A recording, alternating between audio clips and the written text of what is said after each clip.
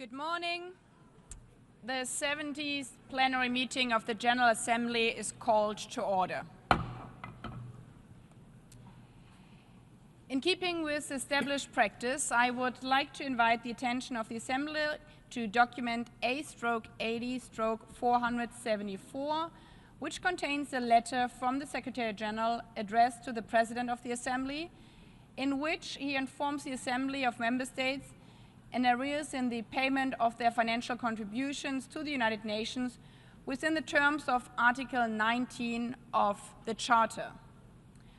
I would like to remind delegation that under Article 19 of the Charter, a member of the United Nations which is in arrears in the payment of its financial contributions to the organization shall have no vote in the General Assembly if the amount of its arrears equals or exceeds the amount of the contributions due from it for the preceding 2 full years.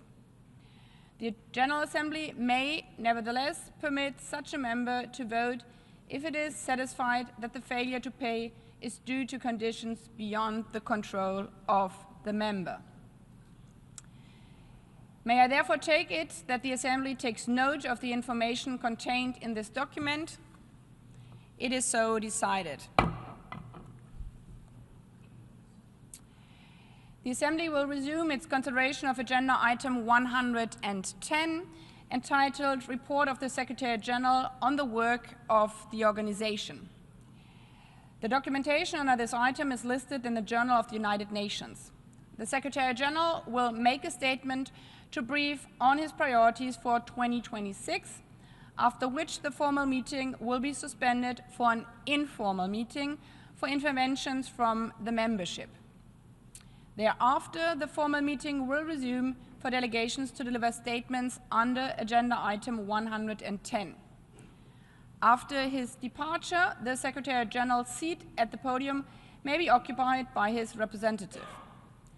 If I hear no objection, we shall proceed accordingly. It is so decided. With regard to the resumed formal meeting later today, and as practiced already in informal meetings, and as an outcome of our reform debates, I stated in my letter dated January 6, 2026, to apply speaking time limits of 5 minutes for delegation speaking in the national capacity and 7 minutes for statements made on behalf of a group for debates on agenda items on a trial basis. While a formal decision on enforcing the speaking time limits also for mandated meetings, formal meetings, it will be taken at a later stage. I strongly encourage Member States anyhow to comply with the proposed speaking time limits already in today's formal meeting, which will follow the informal meeting this afternoon. Before giving the floor to the Secretary General to brief the Assembly on his priorities for 2026, I would like to take a moment to express my appreciation to you, Mr. Secretary General, as we are starting a new year, for your steadfast guidance and principled leadership at the head of this organization. No matter which kind of headwinds this organization is facing, you have remained an unwavering champion of our Charter and its principles, its 3 pillars, while also ensuring that our United Nations is fit for the 21st century through the UNAID reform process you have initiated. As we look ahead to the remainder of the 80th session, we do so strengthened by the strong example you have set. I look forward to working closely with you in the upcoming months to implement your priorities and the urgent tasks ahead. By this, I now give the floor to the Secretary General of the United Nations, His Excellency Antonio Guterres, to brief the Assembly on his priorities for 2026.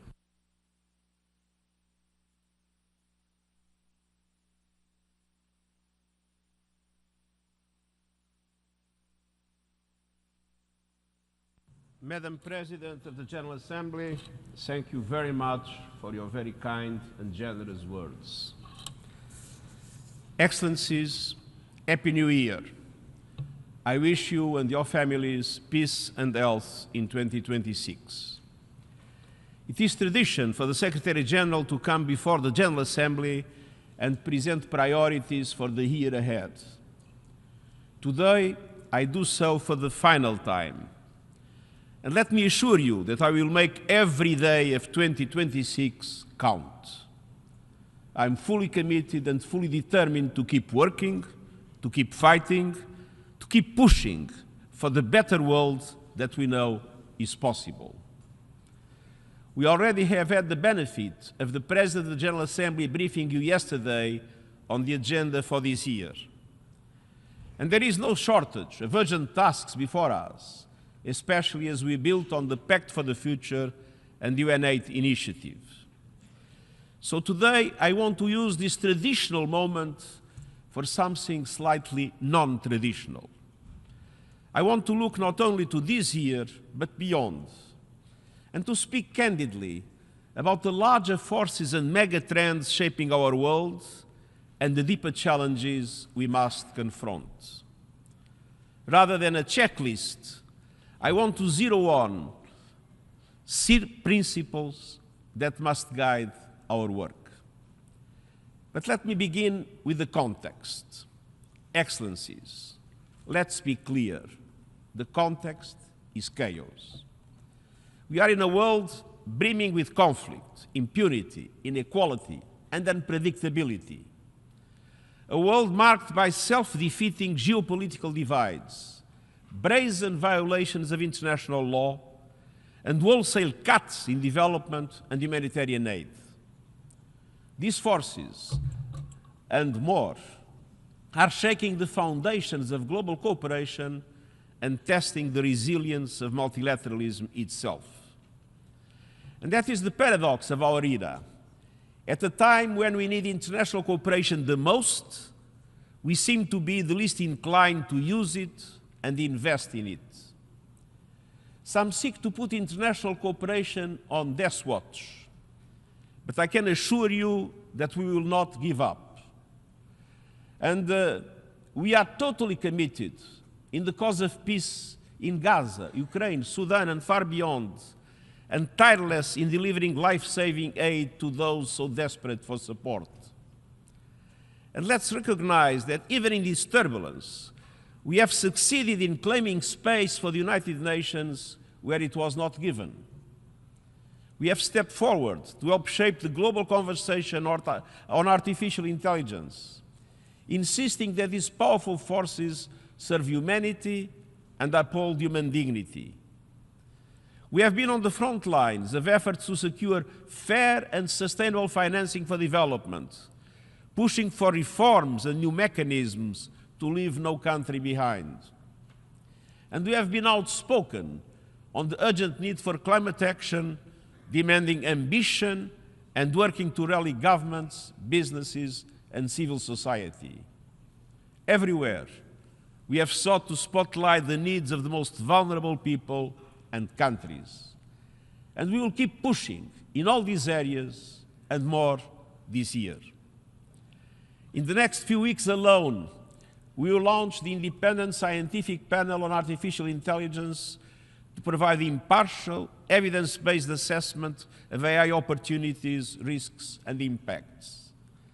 Put forward recommendations to the high-level expert group on Beyond GDP to offer new ways to measure progress and well-being and better reflect what truly matters for people and planet. Begin a series of monthly meetings with you on the UN8 initiative to foster our ongoing dialogue and cooperation to best equip the UN for the future. Present initial assessments on the potential mergers of UNDP and UNOPS, as well as UN Women and UNFPA, to enhance efficiency and coherence in our development work. And advance on the peace operations review to make them more effective, responsible, and fit for today's complex challenges. And this is just a small taste of some immediate next steps. Across the board, it is full steam ahead. Excellencies, We are working in a time of dramatic change, and we need to reflect the world as it is. Disruptions do not have to be destructive. They can also be a force of construction. The UN80 initiative is about building a UN system that delivers more effectively, more coherently, and with greater impact amid the reality of shrinking resources and rising needs. Yes, reform is about resources and using those resources effectively and efficiently. Budgets matter, but only if every member state pays its contributions in full and on time. Today's situation is totally unsustainable. Either all countries, without exception, honor their financial obligations under the Charter, which no longer seems to be the case, or member states must overhaul our financial rules to prevent a budget breakdown. I'll be writing to you in more detail on this matter. But reform must be far more than numbers on a spreadsheet. Reform must be about institutions that reflect today's world. 1945 problem solving will not solve 2026 problems. If structures do not reflect our times, our world, our realities, they will lose legitimacy. Consider the facts. Every day, the share of global GDP held by developed countries shrinks by bit. Every day, emerging economies grow in size, in strength, in influence. Every day, South-South trade pulls further ahead of North-North trade. Our structures must reflect this changing world. And that is why reforming international financial and trade institutions is not just important, it is essential. And the same goes for the Security Council. And I would add that it is manifestly in the interest of those who hold the most power to be on the front lines of reform. Those who try to cling to privilege today risk paying the price tomorrow. And so we must all be bold enough to change. The world is not waiting, neither should we. Excellencies, as we push forward on reforms, our larger mission must be finding our bearings in the disorienting world. Let me boil it down to three principles that must be at the foundation of all our actions, not just for this year, but for our times. First, we must adhere to the UN Charter fully and faithfully. No ifs, no ands, no buts. The Charter is a compact which binds us all. It's not a la carte menu, it's prefix. The Charter is the foundation of international relations, the bedrock of peace, sustainable development, and human rights. I'm honored to serve as custodian of the Charter, but each one of you has signed up to be a custodian of the Charter too. When leaders run roughshod over international law, when they pick and choose which rules to follow, they are not only undermining global order, they are setting a perilous precedent. And let's be clear, the erosion of international law is not happening in the shadows. It's unfolding before the eyes of the world, on our screens, live in 4K. People everywhere are witnessing in real time the consequences of impunity, the illegal use and threat of force, attacks on civilians, humanitarian workers, and UN personnel, unconstitutional changes of government, the trampling of human rights, the silencing of dissent, the plundering of resources, and the dangers do not stop with states or warring parties. They are being amplified by bottomless greed and inequality. The top 1% holds 43% of global financial assets. And last year alone, the richest 500 individuals added $2.2 trillion to their fortunes. Increasingly, we see a world where the ultra-wealthiest and the companies they control are calling the shots like never before, wielding outsized influence over economies, information, and even the rules that govern us all. When a handful of individuals can blend global narratives, sway elections, or dictate the terms of public debate, we are not just facing inequality, we are facing the corruption of institutions and our shared values. Look no further than artificial intelligence and the algorithms shaping our lives. These are too consequential to be controlled only by a few companies or optimized only to monetize attention and outrage. For instance, how do we protect our children from the tyranny of the algorithm? We must ensure humanity steers technology, not the other way around. And I thank you for your support for the Independent Scientific Panel on AI and the Global Dialogue on AI Governance.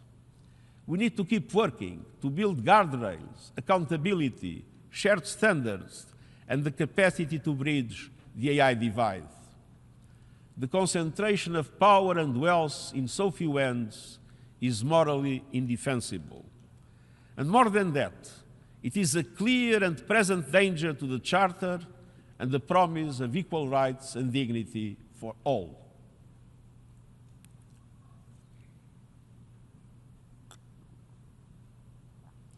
That leads to the second principle. We must be relentless in our work for peace and justice, peace between nations, and peace with nature. Peace is at the heart of all we do. Yet, as we meet today, the snares of conflict have trapped millions of members of the human family in miserable, prolonged cycles of violence, hunger, and displacement. This suffering cannot go on. In Gaza, I welcome the start of phase 2 of the ceasefire announced by the US and reiterate that humanitarian aid must flow unimpeded, the ceasefire must be implemented in full, and the way must be cleared to an irreversible path to a two-state solution in accordance with international law. In Ukraine, where we must spare no effort to stop the fighting and achieve a just and lasting peace in line with UN Charter, international law, and UN resolutions. In Sudan, where the parties must agree on an immediate cessation of hostilities and the resumption of talks to reach a lasting ceasefire and a comprehensive, inclusive, and Sudanese-owned political process. Civilians must be protected. From Yemen to the Democratic Republic of the Congo, from Haiti to the Sahel, to Myanmar and around the world, we must never give up in the pursuit for peace. And throughout, we must recognize that silencing the guns is not enough. Peace is more than the absence of war. The root causes of conflict must be addressed. If not, any solution will be precarious. It's no coincidence that 9 of the 10 countries with the lowest human development indicators are currently in a state of conflict.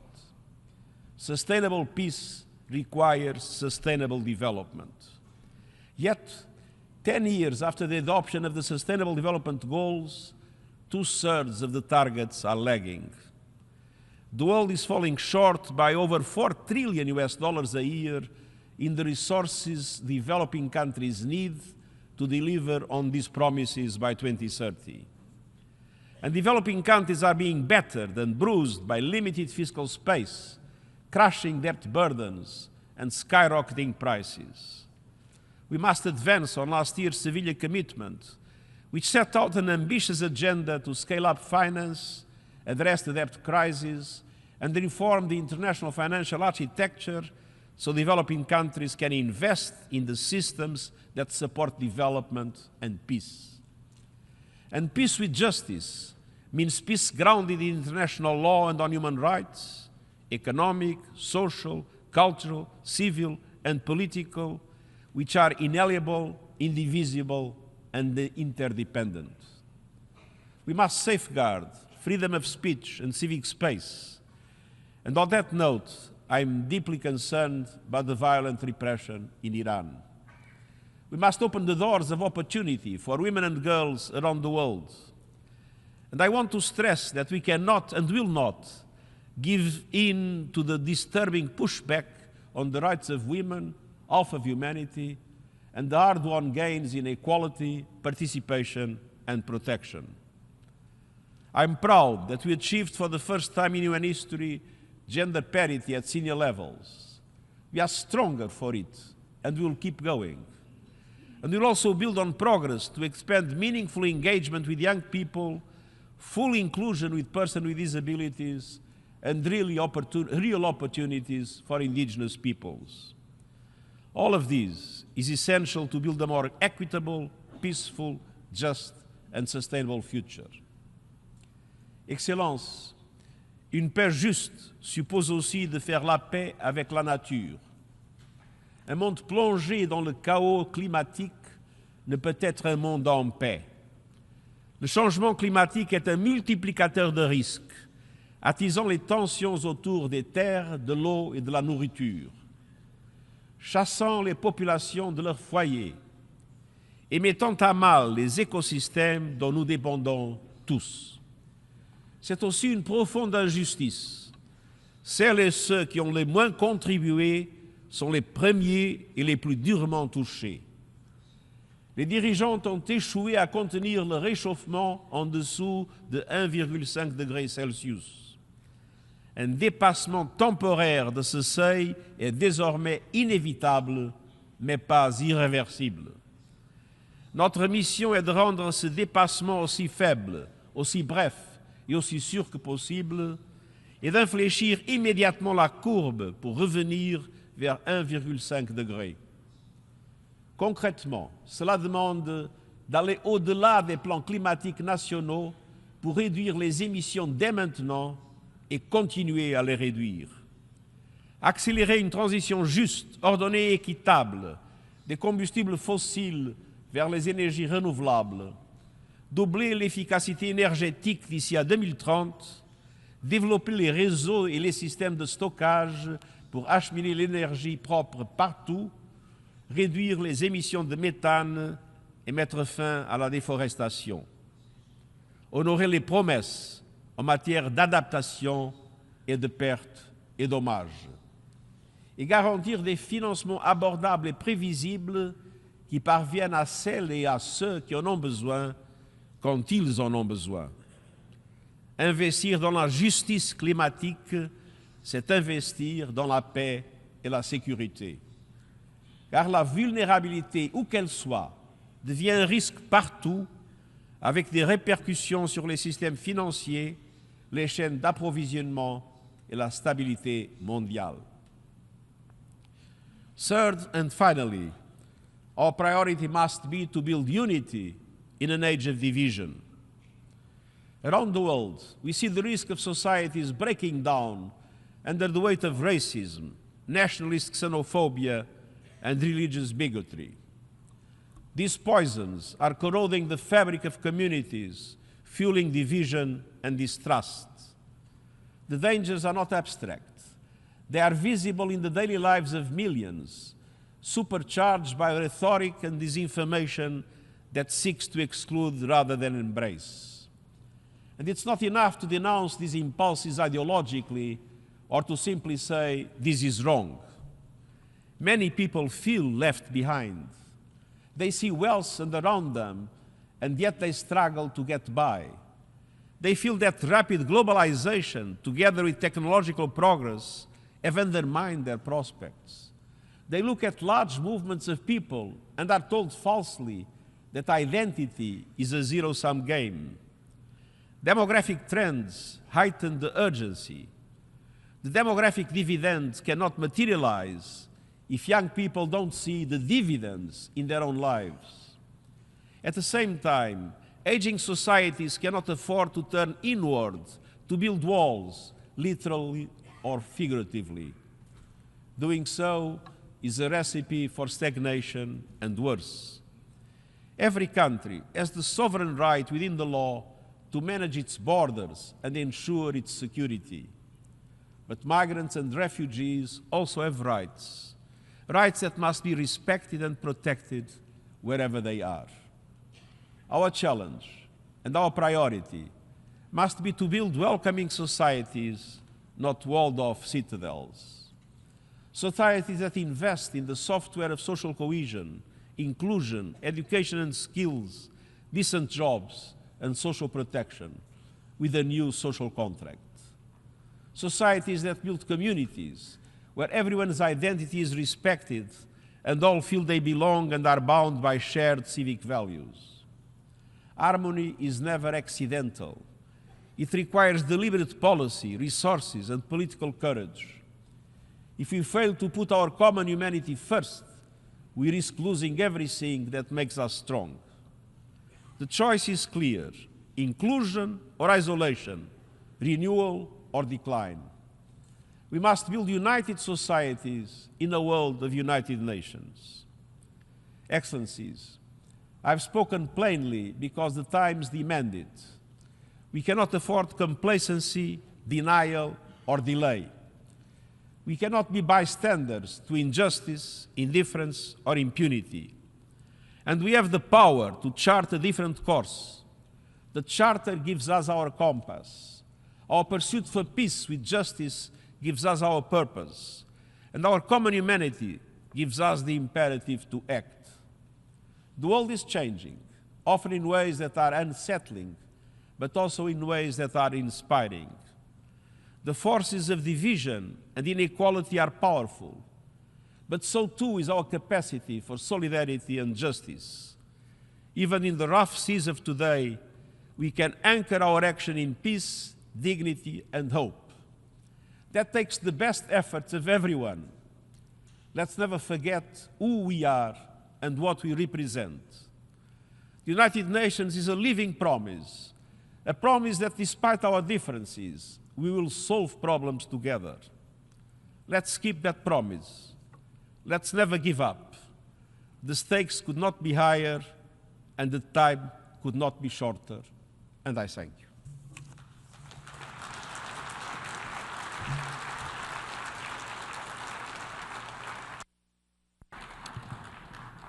I thank the Secretary General of the United Nations.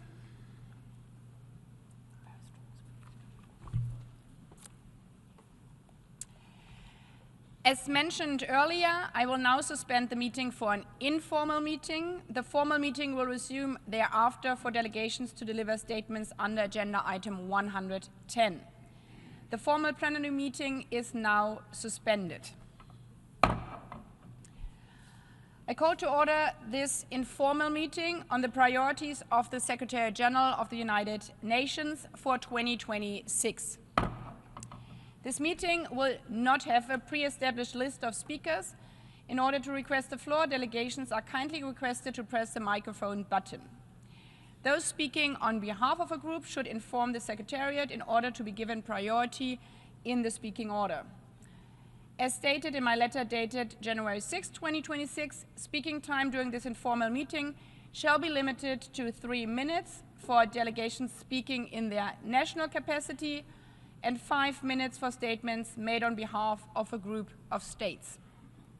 To assist delegations in managing their time, a counter and clock will be displayed on the screens.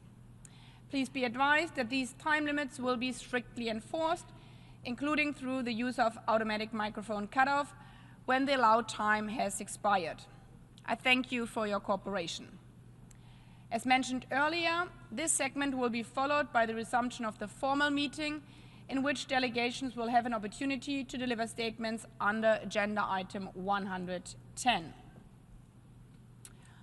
By this, I give the floor to His Excellency Mario Lubetkin, Minister for Foreign Affairs of Uruguay, on behalf of the Group of 77 and China, followed by the European Union and Palau.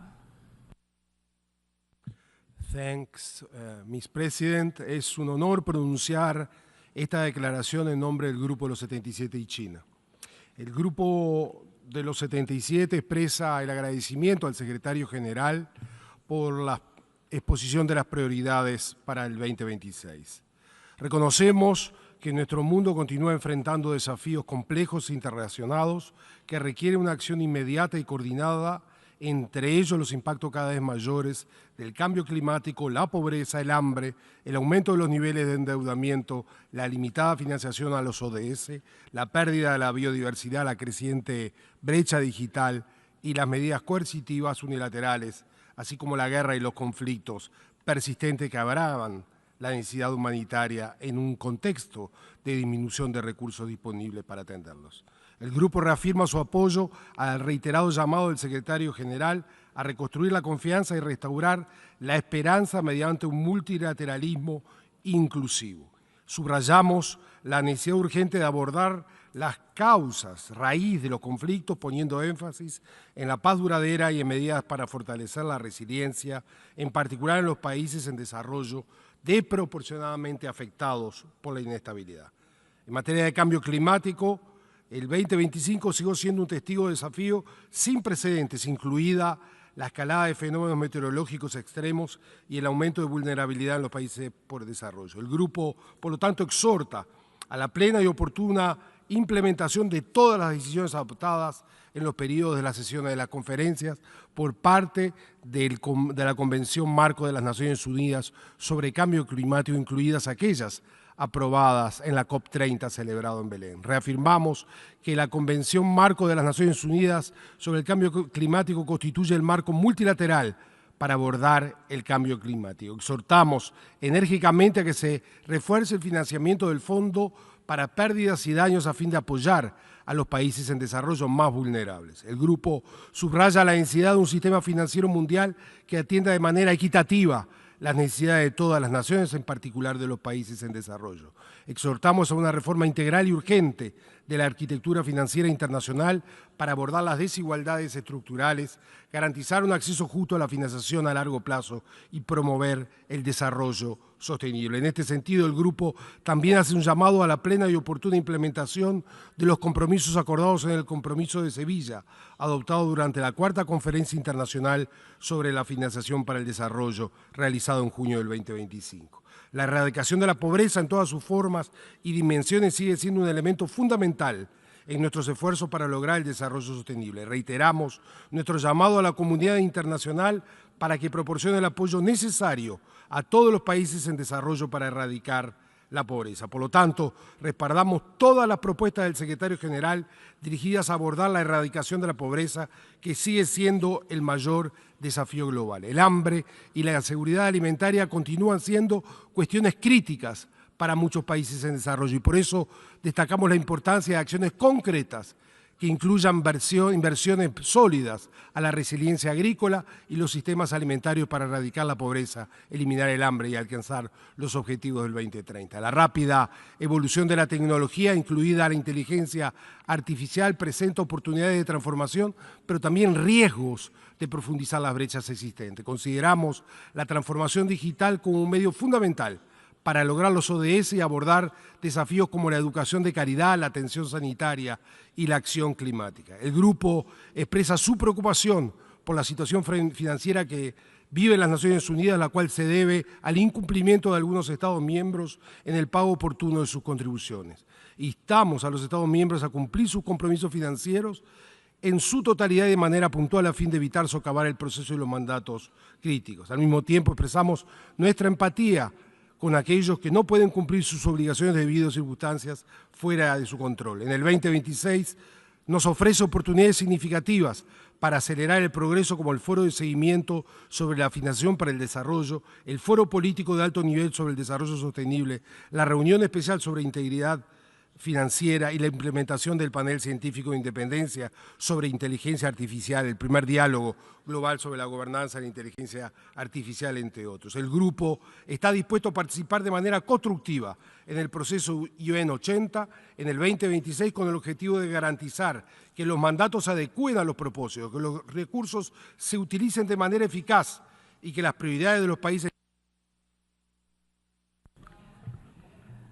I think the distinguished representative of Uruguay, Minister for Foreign Affairs, on behalf of the Group of 77 and China. I now give the floor to the European Union on behalf of the EU and its member states. The floor to the distinguished representative. Mr. Secretary General, Madam President, I have the honor to speak on behalf of the European Union's member states, the candidate countries North Macedonia, Montenegro, Albania, Ukraine, the Republic of Moldova, Bosnia and Herzegovina, as well as Andorra, Monaco, and San Marino, align themselves with this statement. Mr. Secretary General, thank you for your briefing and for your steadfast leadership. As you enter the final year of your mandate, we wish to underscore your commitment to this organization and to the values on which it was founded, values that today are under severe strain. At the outset, allow me to pay tribute to the women and men of the United Nations. They deserve our utmost respect and protection. Violence against them must stop. You have reminded us of a hard truth. We live in a world marked by deep fractures, multiplying crises, and growing mistrust. Yet, multilateralism remains indispensable. The UN Charter and international law, including international humanitarian law and international human rights law, remain our shared foundation. When international law is upheld, lives and dignity are protected and peace can endure. When it is violated with impunity, suffering spreads. From Ukraine to Gaza and Iran, from Sudan to Afghanistan, from Haiti to Myanmar and beyond. Disinformation and polarization further erode trust and our capacity to act. Ms. Secretary General, the European Union remains a powerful and principal partner of the United Nations. Most recently, we used our convening power and diplomatic engagement to ensure the consensual adoption of the UN's 2026 budget, safeguarding the organization's ability to deliver. The adoption of the revised estimates reflects broad support for UN80 reform agenda. We must maintain momentum. A United Nations that is effective, accountable, and transparent and fit for purpose is a necessity. Dear colleagues, restoring trust, strengthening partnerships, and delivering results for people, especially those furthest behind, must be a collective priority. On peace and security, we support a renewed commitment to the UN Charter and decisive investment in prevention, mediation, peacekeeping, and peace building. Prevention saves lives and resources and offers hope before violence takes hold. We support your good offices, the implementation of the PBAR, and the adaptation of peace operations to today's realities. We must also protect and strengthen the global disarmament and non-proliferation architecture. The UN remains indispensable to prevent and end wars and to build peace. On sustainable development, we must move from ambition to delivery. With only 4 years left to achieve the SDGs, progress remains far too slow. This is a call to act differently and together. The Pact for the Future must accelerate implementation of the 2030 Agenda. In line with the Seville commitment, the EU will continue to invest in sustainable and inclusive development, including through Global Gateway, and to support efforts to improve the international financial architecture. On human rights in 2026, we must continue to stand firm. Human rights are not optional nor selective. They are central to human dignity, peace, and sustainable development. The UN's human rights pillar must be protected and empowered. Gender equality is essential across our work. Respect for international humanitarian law and principled humanitarian action is being tested as never before. Despite all challenges, the EU and its member states remain the world's leading humanitarian donor, having mobilized $8.5 billion in 2025 alone. We will continue to uphold the humanitarian imperative to save lives and ensure that gender equality and climate considerations remain integral. Ms. Secretary General, for all this to succeed, we need a financially stable United Nations. The UN and its member states are the biggest collective contributors, consistently paying on time, in full, and without conditions. Others must do the same.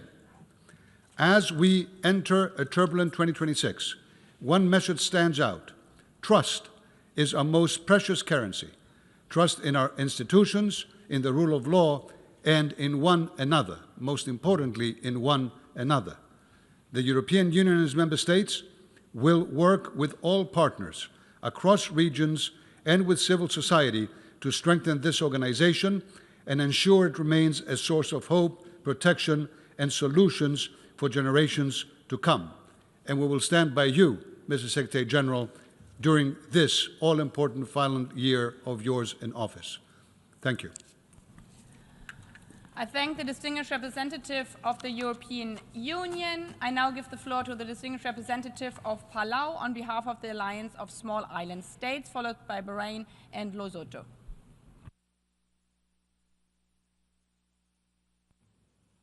Madam President, I have the honor to deliver this statement on behalf of the Alliance of Small Island States, AOSIS. At the outset, I wish to express AOSIS's appreciation to the Secretary General for this briefing and for outlining his priorities for 2026. As we consider these priorities, we do so against a backdrop of deepening global uncertainty, accelerating climate impacts, and a multilateral system under severe strain. For AOSIS, the United Nations remain indispensable for maintaining global peace, upholding international law, and ensuring the prosperity of small island developing states.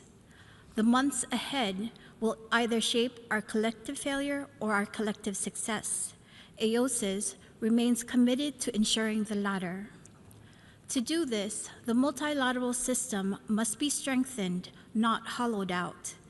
At a time of geopolitical fragmentation and fiscal pressures, the UN's convening power, leadership, and development role are more essential than ever.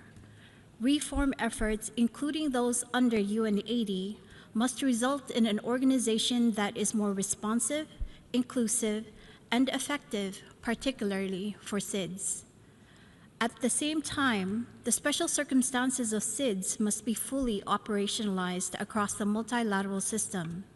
In this context, AOSIS underscores the importance of the Antigua and Barbuda Agenda for SIDS and calls for its full and timely implementation. Madam President, the protection of the global environment remains critical. In 2026, we require the continued leadership of the Secretary General to drive emissions down, keep 1.5 degrees within reach, and ensure all states fulfill their UNFCCC and Paris Agreement commitments. The recent ICJ advisory opinion affirms that states have legal obligations on climate action. It is not just a political commitment.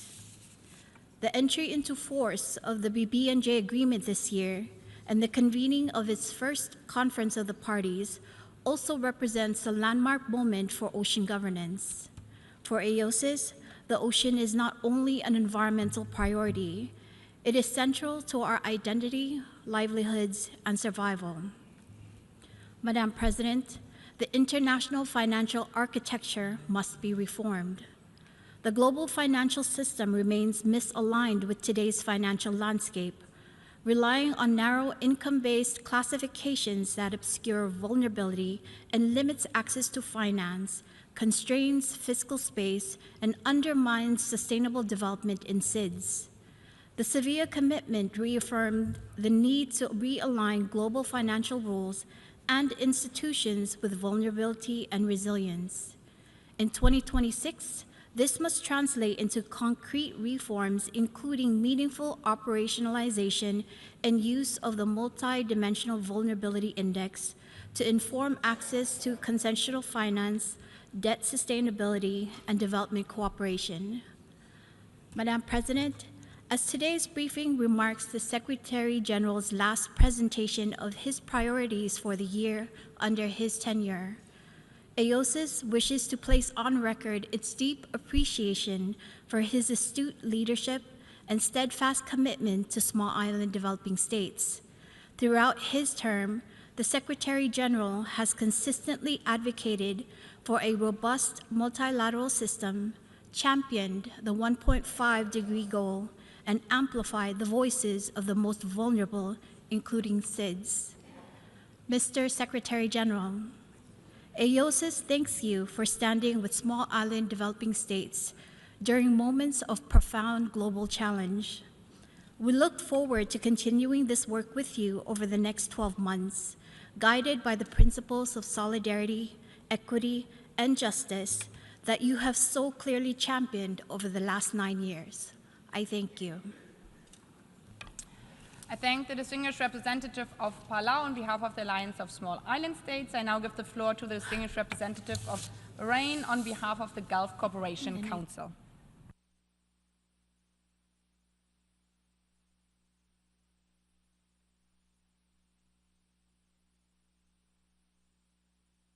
Bahrain?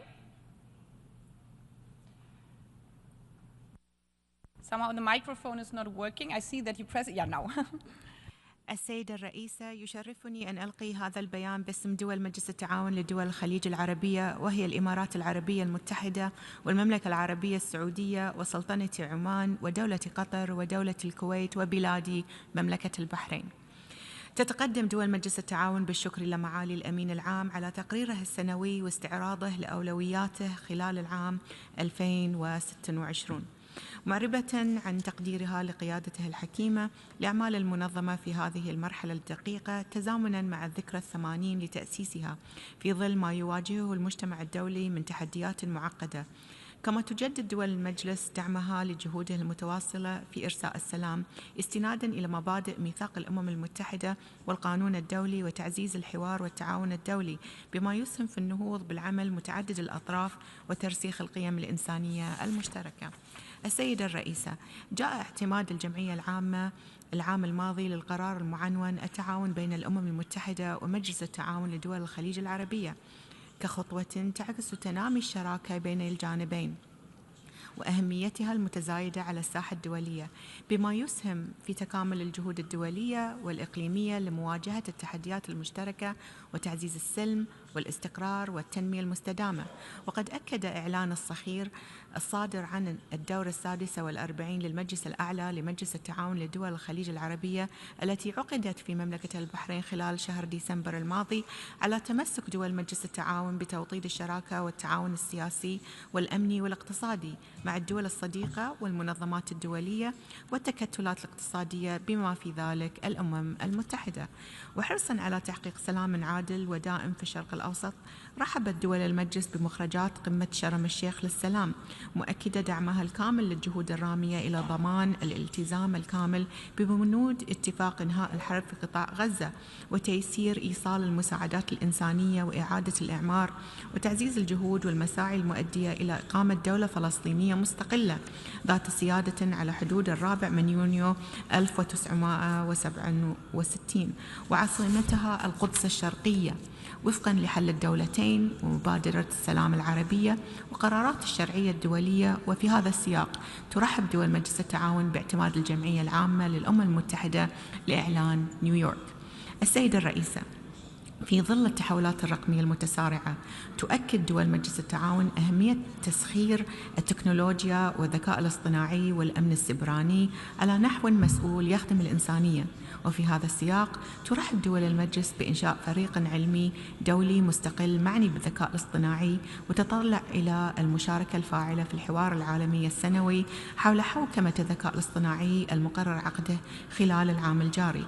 وتشاطر دول مجلس التعاون المجتمع الدولي القلق إزاء ظاهرة تغير المناخ، وترحب بعقد مؤتمر الأمم المتحدة للمياه 2026 في دولة الإمارات العربية المتحدة بالشراكة مع جمهورية السنغال، باعتباره محطة مهمة لدعم تحقيق الهدف السادس من أهداف التنمية المستدامة وتعزيز الأمن المائي والتصدي لتحديات تغير المناخ.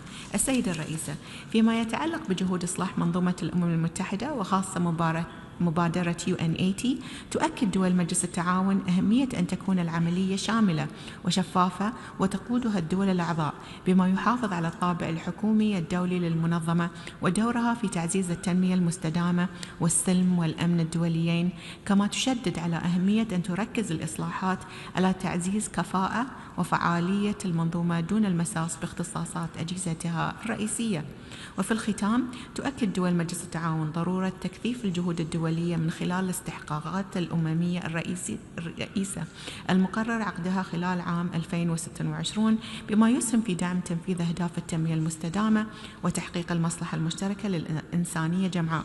وتجدد حرص دول المجلس على العمل الوثيق مع الأمين العام ومنظومة الأمم المتحدة لمواجهة التحديات الراهنة. وشكرا السيدة الرئيسة. I thank the distinguished representative of Bahrain. On behalf of the Gulf Cooperation Council, I now give the floor to the distinguished representative of Lesotho on behalf of the African Group, followed by El Salvador and the Philippines. Madam President, I have the honor to deliver this statement on behalf of the Africa Group. We thank you, Madam President, for convening this important meeting. The Africa Group expresses its appreciation to the Secretary General for his briefing on his priorities for 2026. We meet at a time of unprecedented challenges. Conflicts ravage multiple regions, including our continent. The climate emergency intensifies. Poverty and inequality persists, threatening decades of development gains. In this context, Africa remains firmly committed to the United Nations and the purposes and principles enshrined in its charter. On peace and security, the Africa Group notes with concern that the continent continues to bear a disproportionate burden of conflict and humanitarian crisis. From the Sahel to the Horn of Africa, millions of our citizens suffer the consequences of instability. The group calls upon the Secretary General to intensify support for Africa-led peace initiatives and genuine partnership with the African Union and regional economic communities. It further reiterates the importance of the full operationalization of the Security Council Resolution 2719 on financing for African Union-led peace support operations authorized by the Security Council. On sustainable development, the Africa Group is deeply concerned that with less than 5 years to the 2030 deadline, progress on the Sustainable Development Goals remains inadequate in Africa. The COVID-19 pandemic, climate impacts, rising debt levels, and geographical tensions have reversed development gains. We therefore call upon the Secretary General to ensure that the United Nations system prioritizes support for developing countries in accelerating progress towards the SDGs. The commitments made in the Seville commitment must be translated into concrete actions, and the international financial architecture must be reformed to address unsustainable debt burdens and ensure adequate access to concessional financing for African countries. On climate change, Africa remains the most vulnerable continent to adverse climate impacts, despite contributing the least to global emissions. We call upon the Secretary General to continue advocating for ambitious climate action and adequate climate finance. Madam President, on the UN 80 initiative, the Africa Group supports efforts to make the United Nations more effective and fit for purpose. However, reform must be strengthened rather than weaken the organization's capacity to deliver, particularly for developing countries. The mandate implementation review must be conducted transparently, inclusively, and with full respect for intergovernmental processes. The Africa Group reiterates that Security Council reform remains essential. The Council's current composition does not reflect contemporary realities and perpetuates historical injustice. We therefore reiterate our call as articulated in the Ezulini Consensus and the Sirte Declaration for Africa to be allowed no fewer than 2 permanent seats with all prerogatives and privileges of permanent membership, including the right of veto, as well as 5 non-permanent seats. As we approach the selection of the Secretary General, the Africa Group emphasizes the importance of a transparent, inclusive, and merit-based process. In conclusion, the Africa Group reaffirms its commitment to multilateralism and the United Nations. We stand ready to work constructively with the Secretary General and the President of the General Assembly and all member states. Through genuine partnership and shared commitment to the Charter, we can build a more peaceful, prosperous, and sustainable world. I thank you. I thank the distinguished representative of Lesotho on behalf of the African Group. I now give the floor to El Salvador, also on behalf of Estonia. Thank you, Mr. Secretary General, for briefing us and also for the clarity of your vision for 2026 that you have shared with us today. I take the floor on behalf of the co-chairs of the Global Dialogue on Artificial Intelligence Governance, El Salvador and Estonia. This dialogue will be an important issue of the organization's work in the year ahead. The establishment of the Global Dialogue reflects a shared recognition by member states that artificial intelligence has become a defining question for development and international cooperation, and that it requires an inclusive platform within the United Nations. This platform brings countries together while also enabling the meaningful participation of relevant stakeholders whose perspectives, expertise, and experience can contribute to inform, balance, and forward-looking discussion on its international aspects. As co-chairs, we see the Global Dialogue as an opportunity to foster trust, mutual understanding, and cooperation in a rapidly evolving and increasingly complex global landscape. it is intended as a space that builds on existing efforts, promotes coherence, and benefits from the complementarity contributions of governments, international organizations, the private sector, academia, the technical community, and civil society in a manner that is inclusive and respectful of different roles and mandates. We are particularly mindful that for many countries, discussions on AI are closely linked to broader development considerations, including access to technology, skills, infrastructure, and institutional capacity. In this context, contribution from a wide range of actors can help illuminate practical realities, identify capacity-building needs, and support more effective international cooperation while ensuring that member states remain fully engaged throughout the process. As the preparatory work advances, we remain fully committed to conduct it precisely, a process that is balanced, transparent, and responsive to member states, while drawing on the support of the Secretariat and relevant entities of the UN system. In this regard, Mr. Secretary General, your continued engagement will be essential to ensuring that the first global dialogue is truly meaningful, credible, and widely owned, and that it contributes constructively to the organization's work in the year ahead, and obviously all member states. I thank you, Madam President. I thank the distinguished representative of El Salvador on behalf of the co-chairs. I now give the floor to the distinguished representative of the Philippines on behalf of the like-minded group for middle-income countries, followed by Fiji and Nepal. Thank you, Madam President. I have the honor to speak on behalf of the like-minded group for middle-income countries composed of Armenia, Belarus, Chile, Colombia, Costa Rica, Dominican Republic, Ecuador, El Salvador, Guatemala, Honduras, Jamaica, Lebanon, Mexico, Morocco, Namibia, Panama, Peru, the Philippines, and Uruguay. We thank the Secretary General for his briefing on priorities for 2026. May I also extend our commendation of the Secretary General's exemplary leadership and commitment to the causes of peace, development, and the UN Charter. With multilateralism and the United Nations confronted by serious challenges, we must all continue to work together for sustainable development. As reflected in the latest report of the Secretary General on development cooperation with middle-income countries represent more than half of UN membership, are home to more than 70% of global population, contribute a third of global GDP, and our development is setting the pace of progress on the Sustainable Development Goals. At the same time, most of the world's poor reside within middle-income countries. Hence, addressing the middle-income trap remains an imperative for the international community. The Makati Declaration strongly calls for paving the pathways of transition for middle-income countries. The LMG mix will pursue the following 6 priorities in engaging in the work of the UN this year.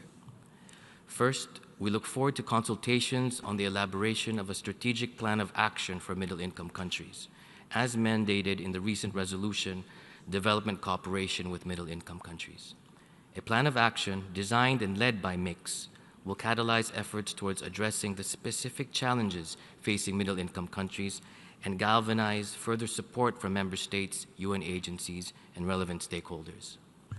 Second, we also look forward to the elaboration of a comprehensive system-wide response plan by the UN system aimed at delivering tailored support for middle-income countries. This was a mandate in the resolution on MIX at the 78th session of the UNGA, as well as in the Sevilla Commitment. Third, we will actively participate in the process of advancing metrics beyond GDP. The LMG mix have consistently championed this call, reflected in both the Pact for the Future and the Sevilla Commitment, as per capita income alone cannot capture the complexity of our development needs. Fourth, we will continue to support reform of the international financial architecture. In particular, debt challenges continue to profoundly affect middle-income countries. Fifth, in line with the Sevilla Commitment, we underscore that South-South and triangular cooperation are essential for advancing the SDGs in middle-income countries, enhancing their impact through deeper partnerships, knowledge sharing, and innovative financing. We will strengthen regional mechanisms to ensure that these modalities remain demand-driven and fully aligned with mixed priorities. Sixth, we firmly believe that the UN 80 process should not dilute agreed goals and aspirations, especially the 2030 Agenda. The UN must continue to deliver in the development pillar, while striving for more efficiency. In this regard, discussions on reforms of the organization should take into full account the specificities of middle-income countries for greater effectiveness and impact. In conclusion, Madam President, we remain fully committed to supporting the Secretary General's priorities for this year and to promoting multilateralism and international cooperation with a strong United Nations at its heart. Thank you. I thank the distinguished representative of the Philippines on behalf of the like-minded group for middle-income countries. I now give the floor to the distinguished representative of Fiji on behalf of the Pacific Small Island Developing States. Madam President, Excellencies and colleagues, Mr. Secretary General, it is an honor to be present today to listen to your priorities for 2026. Thank you very much. I have the honor to speak on behalf of the Pacific Islands Small Developing States, PSIDS, as the Secretary General presents his work plan for 2026, his 8th and final year leading this institution. We align our statement with a statement delivered by Palau on behalf of AOSIS. Mr. Secretary General, you assumed leadership at a time when the foundations of multilateralism were being tested through wars, pandemics, climate catastrophes, and eroding trust between nations. You have provided something both rare and essential, a virtuous and humble resolve. For the Pacific Small Island Developing States, your leadership represents something unprecedented. You were the most actively committed Secretary General in our region, one that gave direct, sustained, and personal attention to our people. In 2019, you traveled to Fiji, Vanuatu, and Tuvalu, addressing Pacific leaders at the forum in Suva. In 2024, you returned to Tonga and Samoa for the Pacific Islands Forum. Last year, you visited Papua New Guinea in early September before you joined our leaders virtually from New York when they gathered in Honiara. This was not symbolic. You understood the challenges facing SIDS are central to questions of international law, human security, climate justice, and the future of multilateralism itself.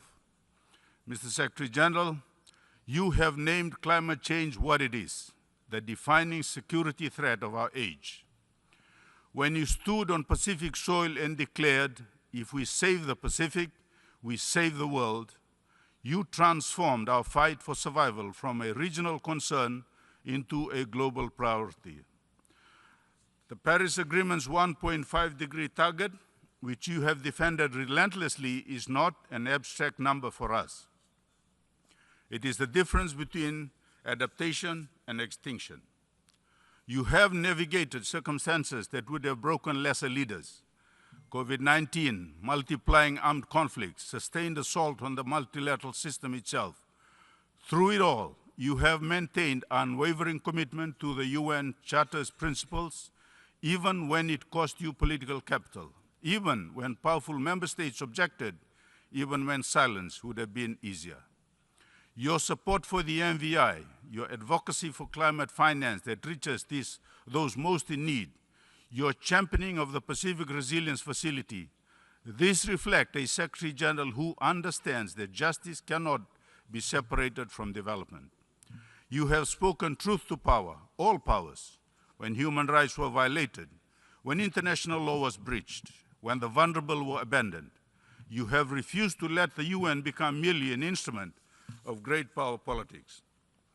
As you enter your final year, we acknowledge the weight you have carried, the criticism you have endured from all sides, a sure sign you have remained faithful to the institution rather than to any faction. The challenges have not diminished, but you have given us proof that this institution remains essential, that multilateralism remains humanity's best hope, that moral leadership still matters. And you have given the PSID something we have never received before, recognition demonstrated through your personal presence, not once, but twice, that our survival is not negotiable, that our voices matter, that our place in this assembly is essential to the legitimacy and future of the United Nations itself. The Pacific Small Island Developing States stand with you. We support your vision. We will advocate for resources you need. We will defend the principles you have upheld. The Pacific has a tradition of wayfinding, navigating vast ocean, using stars, currents, and ancestral knowledge when others see only chaos. You have been a wayfinder for this institution through some of the darkest waters since the Second World War. As you chart the course of your final year, know that you do not stand alone. We thank you for your service. We honor your integrity. We pledge your continued support. Thank you. I thank the distinguished representative of Fiji on behalf of the Pacific Small Island Developing States. I now give the floor to Nepal on behalf of the least developing countries, followed by Guyana and Romania. Madam President, Mr. Secretary General, Excellencies, distinguished delegates. The group of the LDCs deeply appreciate the Secretary General for his briefing on the priorities for 2026. We highly value these priorities at a time of profound global uncertainty and the imperative for a stronger and inclusive multilateralism to address global crises and challenges we are facing. We commend you, Mr. Secretary General, for your steadfast leadership and the commitment to a more robust, responsive, and effective multilateral systems with the UN at its core. Madam President, let me highlight a few priorities for the LDCs. First, as multiple global crises continue to disproportionately affect LDCs, we call for a systemic response to these intersecting challenges. This requires a scale of constitutional finance, comprehensive and timely debt treatments, decisive progress on the SDG stimulus, including SDR rechanneling and state contingent instruments, and climate action that advances adaptations, loss and damage, and just transitions, reflecting the special circumstances of the LDCs. Global governance reforms must be designed and implemented with the full and effective participation of the LDCs. We underscore the urgency of timely, fully, and effective implementation of the SABIA commitment on financing for development.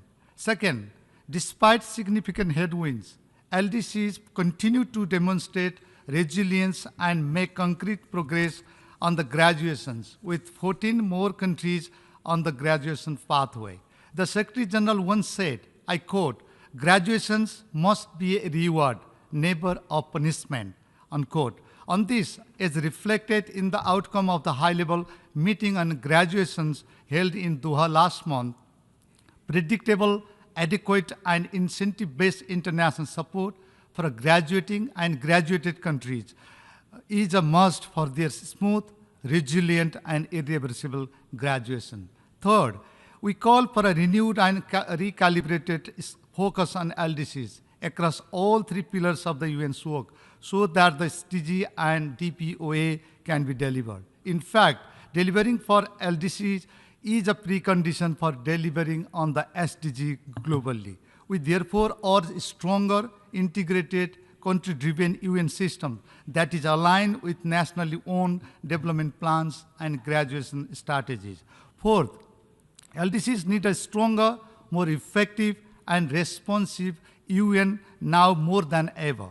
The UN80 must serve as an opportunity to renew and reinvigorate multilateralism while delivering better on the ground. Fifth, the DPOA midterm review being held in Doha 2027 is critical to take stock, adjust course, and renew global commitments to LDCs through an evidence-based, inclusive, and action-oriented process.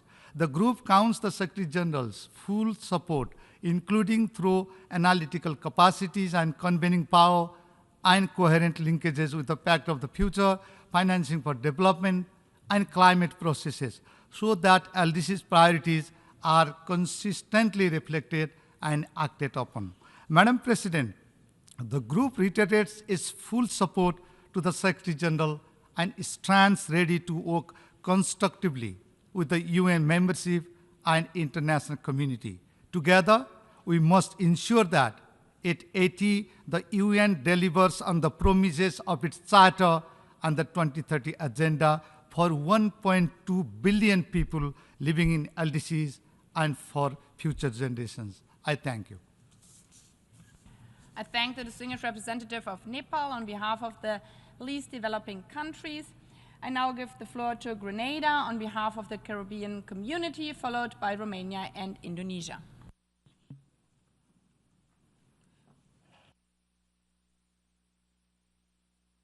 President. Madam President, Mr. Secretary General, I have the honor to deliver this statement on behalf of the 14 member states of the Caribbean community and to align ourselves with the statements delivered on behalf of the Group of 77 and the Alliance of Small Island States.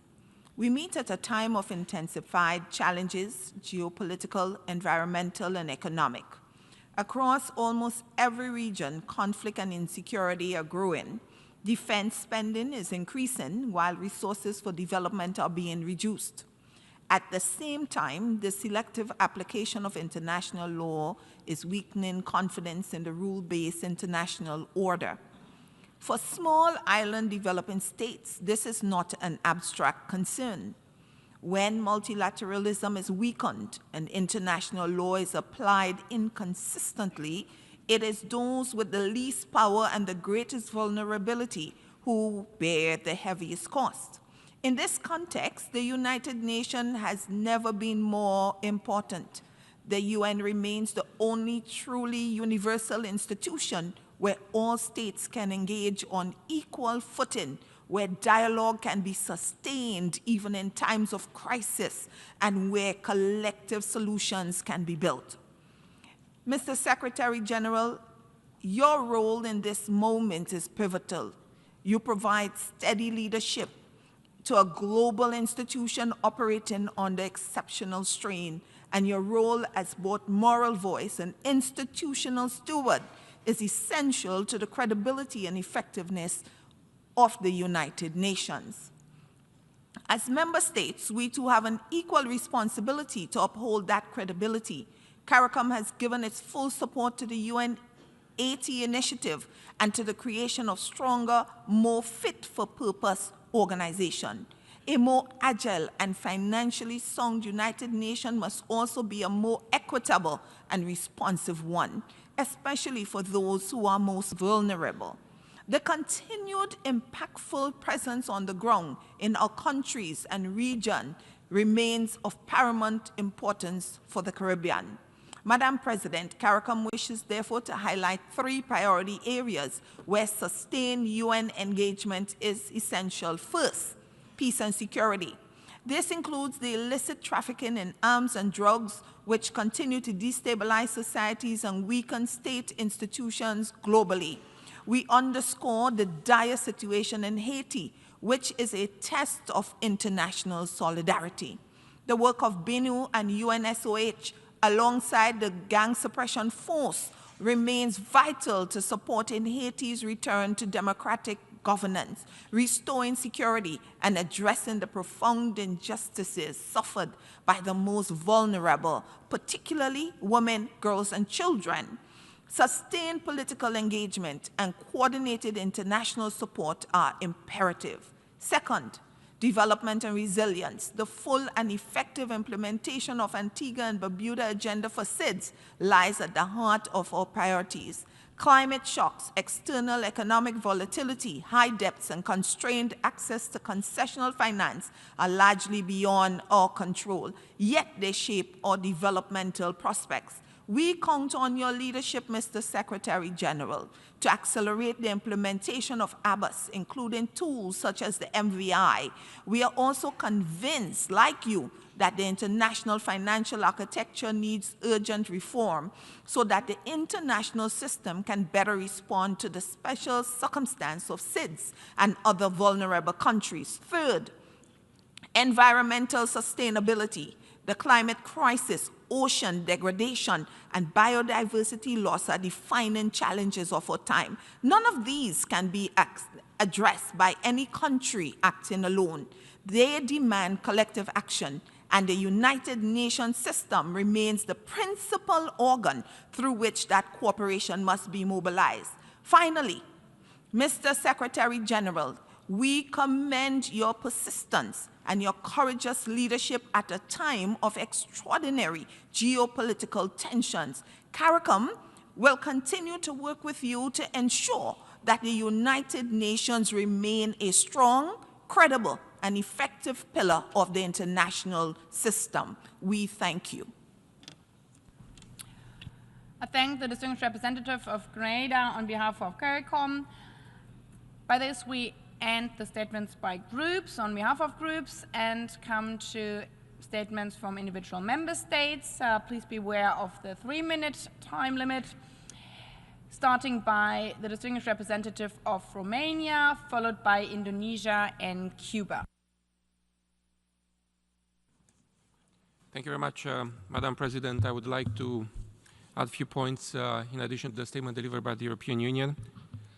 And I would like first and foremost to thank the Secretary General for a very candid outlook on the current state of play in the international community.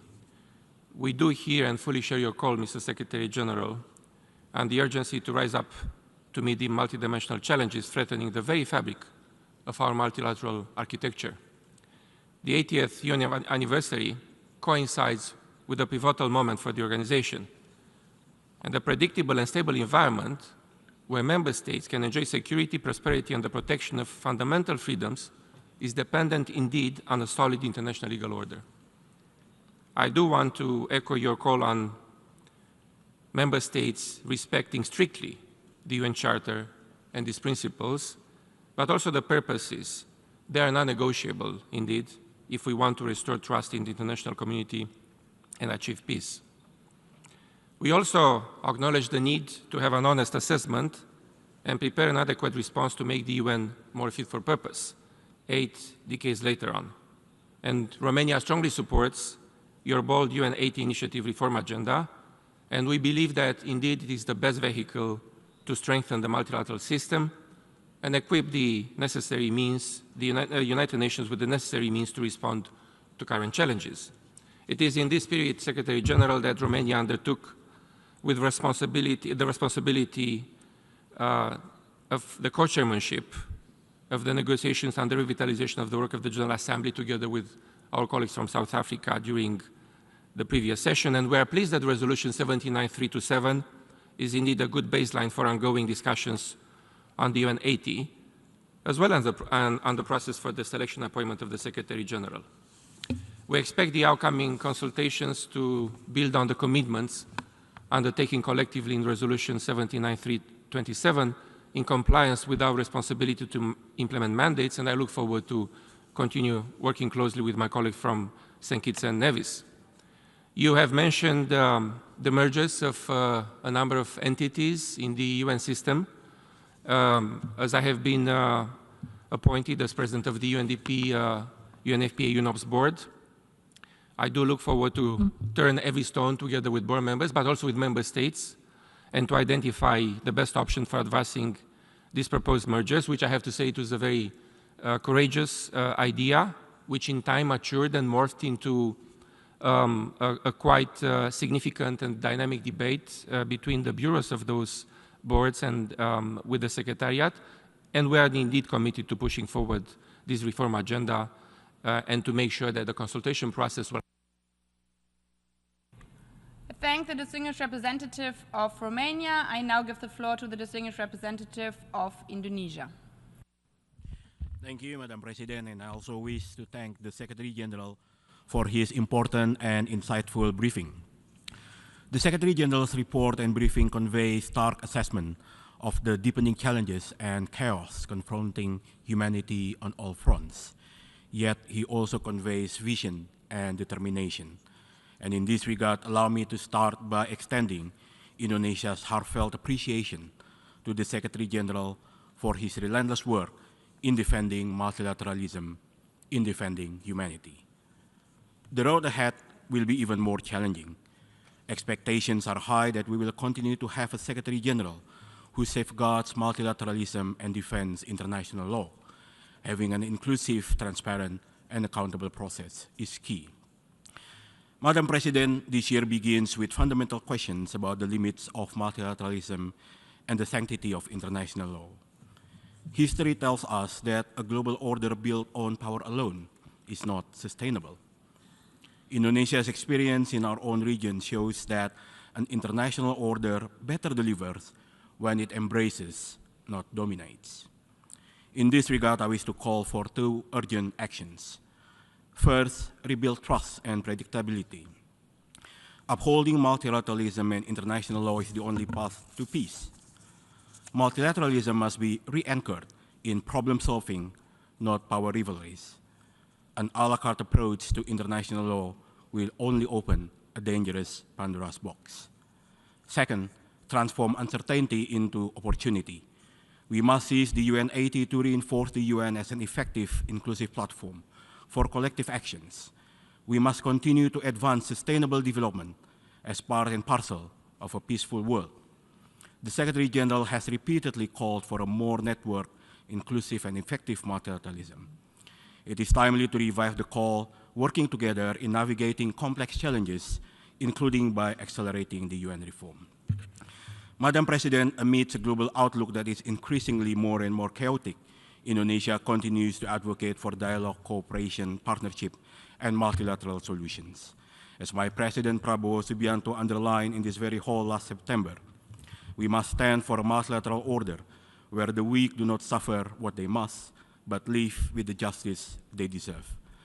Let us not retreat from multilateralism. Let us strengthen it together. Thank you. I thank the distinguished representative of Indonesia. I now give the floor to the distinguished representative of Cuba, followed by the United Kingdom and Germany. Señora Presidenta, señor Secretario General, Cuba se adhiere a las intervenciones realizadas por Uruguay y Palau en nombre del G77 y China y AOSIS respectivamente. Agradecemos la presentación del Secretario General. Como el propio Secretario General ha advertido, el mundo atraviesa una confluencia de crisis, conflictos, desigualdades crecientes, emergencia climática, debilitamiento del derecho internacional y desconfianza en las instituciones. La paz y la seguridad internacionales penden hoy de un hilo delicado, debido a las amenazas crecientes, las agresiones militares bajo pretextos infundados y la proliferación de ideas supremacistas y fascistas que irrespetan los principios de esta organización. Lo hemos dicho y no nos cansaremos de repetirlo. Condenamos enérgicamente la agresión militar de Estados Unidos contra Venezuela y ratificamos nuestro respaldo y solidaridad con ese hermano país y su gobierno. Esa cobarde agresión es un acto criminal, violatorio del derecho internacional, la Carta de la ONU y la Proclama de América Latina y el Caribe como zona de paz. No debe haber una transgresión a la Carta sin una condena firme de la comunidad internacional, la ONU y su liderazgo. Ante este escenario, la ONU debe seguir siendo el foro por excelencia para abordar los desafíos globales y promover la cooperación internacional y el multilateralismo. En este sentido, instamos a centrar nuestros esfuerzos en detener sin demora el paradigma de la guerra y la coerción y de la imposición de la paz por medio de la fuerza. Necesitamos un mundo de paz, justicia social y respeto a la pluralidad cultural, étnica y religiosa. Erradicar las causas profundas de los conflictos, atender las desigualdades estructurales, la pobreza y el subdesarrollo y poner fin al colonialismo en todas sus formas y manifestaciones. Impulsar la reforma del actual orden económico internacional y de su arquitectura financiera. Los países del sur deben participar en pie de igualdad en la toma de decisiones a nivel global. Propiciar un compromiso renovado con la Agenda 2030 a menos de 5 años del plazo fijado para su cumplimiento. Tomar acciones urgentes y ambiciosas para enfrentar el cambio climático que amenaza la supervivencia de todos, especialmente de los pequeños estados insulares en desarrollo. Abordar la cuestión de los derechos humanos sin politización ni dobles raseros, sobre la base de la cooperación y el respeto al derecho de cada país a escoger su sistema político, económico y social sin injerencias externas. Fortalecer la ONU y adaptarla a los retos actuales sin comprometer su naturaleza intergubernamental. Defender un mundo sin crueles bloqueos ni medidas coercitivas unilaterales contrarias al derecho internacional. Honremos el compromiso de hace 80 años de preservar a las generaciones venideras del flagelo de la guerra y a construir un mundo de paz. Es nuestra responsabilidad colectiva y nuestro deber histórico. Urgen hechos, no palabras. Muchas gracias. I thank the distinguished representative of Cuba. I now give the floor to the distinguished representative of the United Kingdom. Thank you, Madam President. Mr. Secretary-General, let me begin by expressing our sincere thanks to you for your leadership over these past 9 years. You've steered the United Nations through an era of unprecedented global challenge with vision and resolve. Under your tenure and with our support, the UN has advanced major priorities, elevating climate action to the top of the global agenda, championing digital cooperation, and strengthening humanitarian response in times of crisis. The adoption of the Pact for the Future stands as a landmark achievement, charting a course for a more inclusive, sustainable, and resilient world order. But as you've set out this morning, there's no shortage of challenges ahead for the organization, for multilateralism, and for our planet. Your New Year's message set the tone for the months ahead. We must, as you said, get our priorities straight. We must choose people and planet over pain. And as you said so powerfully this morning, we must work full steam ahead, fully and faithfully in support of the Charter as an important living promise to the people of the world.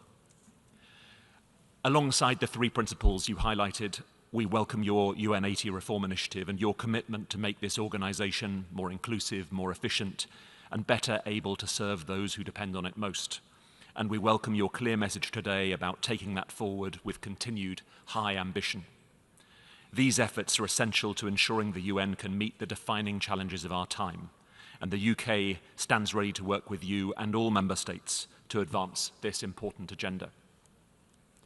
Madam President, Mr. Secretary-General, this week we mark 80 years since the first General Assembly, Security Council and ECOSOC meetings held in London in January 1946. And we look forward to welcoming you to London this weekend to celebrate this important anniversary. As we reflect on this organization's first 8 decades, we recall the remarkable efforts and achievements of those first delegates who came together in the extraordinary circumstances of the aftermath of World War. And we renew their conviction that nations acting together can achieve far more than they can alone. Let us approach the year ahead in that spirit, determined to work together to deliver the progress that this world so urgently needs. Thank you. I thank the distinguished representative of the United Kingdom. I now give the floor to the distinguished representative of Germany, followed by the Russian Federation and Tajikistan. Madam President, thank you very much. Germany fully aligns itself with the statement of the European Union. Mr. Secretary General, we thank you very much for your steadfast leadership, your continued commitment, your guidance and your clarity throughout your tenure and this morning. Our multilateral system is facing unprecedented challenges, and violations of the UN Charter are on the rise, and we must fight this trend. Our history shows that we can tackle the most pressing global challenges best through international cooperation and within a functional international order with the United Nations as its core. The questions which should guide us are: how can we restore trust? How can we ensure that the rules we all agreed on are respected? And do we have the right structures to address the challenges of the present and the future? And 3 short points on this. First, we should implement the Pact of the Future and put a strong focus on UN reform. In the pact that Namibia and Germany had the honor to facilitate, our heads of state and governance recognized that our deeply interconnected challenges can only be addressed collectively and pledged to uphold international law and the Charter's principles. And therefore, within the UN80 process, we should place a strong focus on structural changes that make the UN fit for purpose and ensure these goals. Secondly, let us learn from the many successes of the United Nations and build on what has worked well. I would just like to mention 2 short things. In many, many countries, the UN has helped to provide accountability and made a lasting contribution to peace and stability. And some former recipients of UN stabilization efforts now share these experiences with others. Just by way of example, and I would like to commend these countries. We are delighted that Sierra Leone just concluded a successful non-permanent membership on the Security Council, and we are looking forward to Liberia's term on the Council. And as I chair the Peacebuilding Commission, and had the honor to chair it, I would like to underline that many countries are actively engaging with the PBC to support each other, share national prevention strategies, and showcase how they stabilize their own countries. We do have the instruments that we need. And thirdly, let us show solidarity with those in need. And the UN is at the forefront of this, in humanitarian assistance as well as in peace and security. And our efforts in Haiti underscore this. Where common will prevails, bold action can be taken, as the Security Council decision establishing the gang suppression force shows, and Germany will support this very much. We have committed $46 million to the trust fund. Madam President, Secretary General, colleagues, this organization has been founded on not to further individual causes, but a common interest. Let's work for that. Thank you very much. I thank the distinguished representative of Germany. I now give the floor to the distinguished representative of the Russian Federation. Уважаемая госпожа председатель, благодарим генсекретаря за представление приоритетов. Согласны с тем, что он работает во все более сложных условиях. Россия выступает за укрепление центральной роли ООН в мировых делах. Это сегодня подтвердил президент России Владимир Путин на встрече с послами. На встрече с послами. С послами. With ambassadors. А также изложил видение, как достигать всеобъемлющей безопасности в мире. Но сегодня я хотел бы прокомментировать несколько моментов в отношении работы секретариата. Первое. Важно не допускать двойные стандарты и селективный подход в оценках секретариата происходящим событиям. Сожалеем, что таковые имели место в прошедшем году в отношении кризисов на Украине, секторе Газа, в Иране, на Ближнем Востоке, в Венесуэле, Судане. Второе. Необходимо бороться с произволом крупных доноров, которые навязывают не пользующиеся консенсусом функции и мандаты. Поскольку недостаточно прогресса в географической представленности, секретариат выходит за пределы своих полномочий и теряет беспристрастность. А это главная ценность ООН и залог его беспристрастности и легитимности. Только с ним можно активно участвовать в регулировании конфликтов, который является одним из главных задач секретариата. Третье. Конечно, ООН не может функционировать без ресурсов. Конечно, взносы необходимо выплачивать вовремя. Однако при формировании бюджетных предложений мы призываем более тесно консультироваться с делегациями, чтобы представлять добротную основу для консенсуса. Госпожа председатель, в отношении лимитов по минутам, конечно, хорошо, когда они прерывают оскорбления непрофессиональных дипломатов. Но вы сами призывали вести диалог, а без диалога не спасти ООН.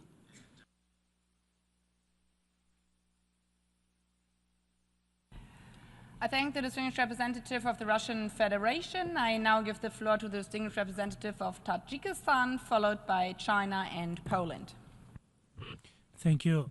Thank you, Madam President. At the outset, let me thank the Secretary General for his comprehensive briefing on his priorities and assure him of our support. Madam President, despite some progress, we cannot ignore the wider reality. With only 5 years left until 2030, the world is off track. Poverty and inequality are rising, conflicts are becoming more protracted, humanitarian systems are overstretched, and climate impacts are accelerating faster than our collective response. These are not failures of ambition, these are failures of implementation and solidarity. If we are serious about restoring trust in multilateralism, our priorities must be matched by our actions. Allow me to highlight 4 key points in this regard. First, financing for development. We must accelerate reform of the international financial architecture, advance debt relief, and scale up investment in SDGs. Without predictable and adequate financing, our commitment will remain unfulfilled. Second, prevention and resilience. We must place prevention at the center of our work, preventing conflict, climate catastrophes, and humanitarian crises through early action, risk reduction, and strengthen national capacities. Third, technology and digital transformation. We must ensure that innovation serves development and human dignity. We welcome efforts to implement the Global Digital Compact and to harness technology, including AI, in ways that reduce rather than widen global divides. Fourth, water is a strategic priority. Water lies at the heart of climate resilience, food and energy security, health and sustainable development. The pathway to the 2026 UN Water Conference offers a concrete opportunity to move from commitments to delivery. Later this month, a high-level prep meeting in Dakar will launch this process. It will be followed by a high-level event in New York on the 19th of March 2026, marking World Water Day. And from 25th to 28th May 2026, Tajikistan will host in Dushanbe the 4th high-level International Conference on Water Action Decade. This conference will be an important milestone of the Dushanbe water process in 2026 and a major substantive contribution to the UN 2026 Water Conference. From Dakar to New York, from Dushanbe to UAE, this sequence is designed not for statements, but for delivery and bringing forward solutions, mobilizing partnerships. Madam President, the Pact for the Future, the UN 80 initiatives, our collective commitments will only matter if they change realities. I thank the distinguished representative of Tajikistan. I now give the floor to the distinguished representative of China. 中方感谢古特雷斯秘书长所作通报。当今世界变乱交织，联合国面临严峻挑战，国际形势越是复杂，越要维护联合国权威和地位，维护联合国在国际事务中的核心作用。中方高度赞赏古特雷斯秘书长9年来领导联合国取得的成绩，支持秘书长继续完成好各项工作。我愿强调3点：第一，要坚定维护联合国宪章宗旨和原则，主权平等，不干涉内政，和平解决争端，在国际关系中不使用或威胁使用武力等原则，是宪章的根本要义，是处理国际关系的根本遵循，也是国际和平与安全的基石。联合国要坚决捍卫2战胜利成果，维护战后国际秩序，坚决反对单边主义和霸权主义，坚决反对军国主义复燃。第二，要平衡推进3大支柱，和平与安全、发展、人权3大支柱相辅相成，不可偏废。对于全球南方国家，发展问题更是重中之重，必须始终置于国际议程的核心地位。联合国要增强紧迫感，推动会员国落实2030年可持续发展议程，弥合南北鸿沟、数字鸿沟，实现共同发展、合作共赢。第三，要改革完善全球治理。联合国的价值在于维护全体会员国的共同利益，支持联合国与时俱进，提质增效，推动构建更加公正合理的全球治理体系，是广大会员国的普遍期待，也是中国倡议成立全球治理之友小组的初衷。中方支持秘书长推进联合国80周年改革倡议所作努力，期待改革取得积极成果，凝聚团结合作，为联合国和多边主义注入信心和动力。和平与发展是需要争取的，也是需要维护的。中方愿同各方一道，坚定支持多边主义和以联合国为核心的国际体系，维护和平，促进发展，推动构建人类命运共同体。谢谢主席女士。I thank the distinguished representative of China. I now give the floor to the distinguished representative of Poland, followed by Portugal and Japan. Thank you, Madam President, Mr. Secretary General. Aligning with the statement of the European Union, I would like to thank the Secretary General for presenting priorities for 2026. Let me express Poland's appreciation for your service and assurance of full support in the final year of your mandate.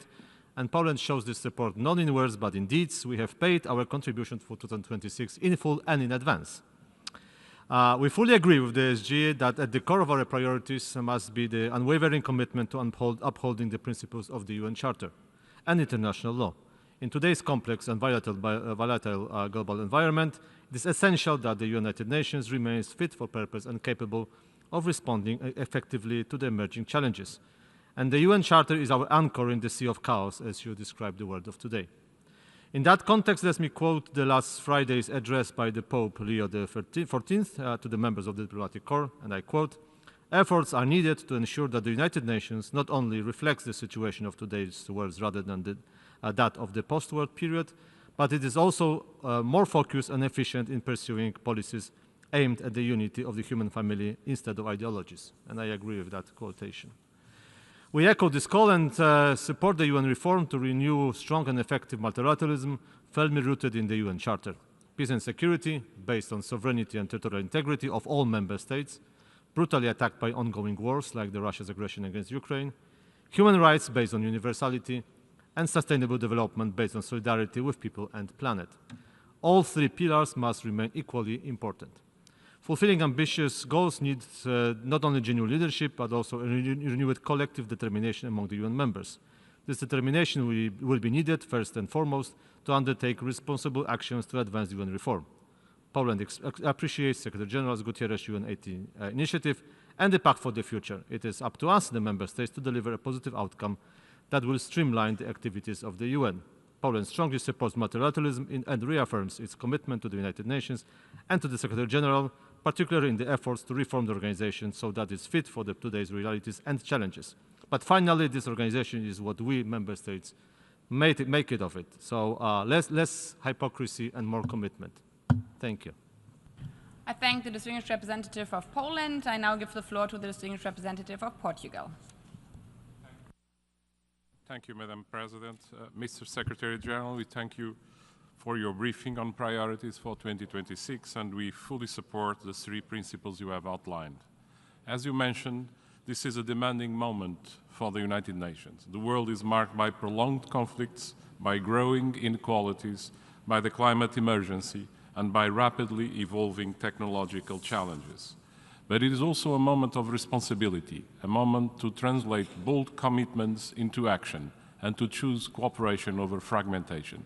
Mr. Secretary General, as you enter the final year of your mandate, Portugal wishes to express its deep appreciation for your principled, courageous, and steadfast leadership, a leadership grounded in the UN Charter, in international law, and in a strong commitment to multilateralism, even when it is under severe strain.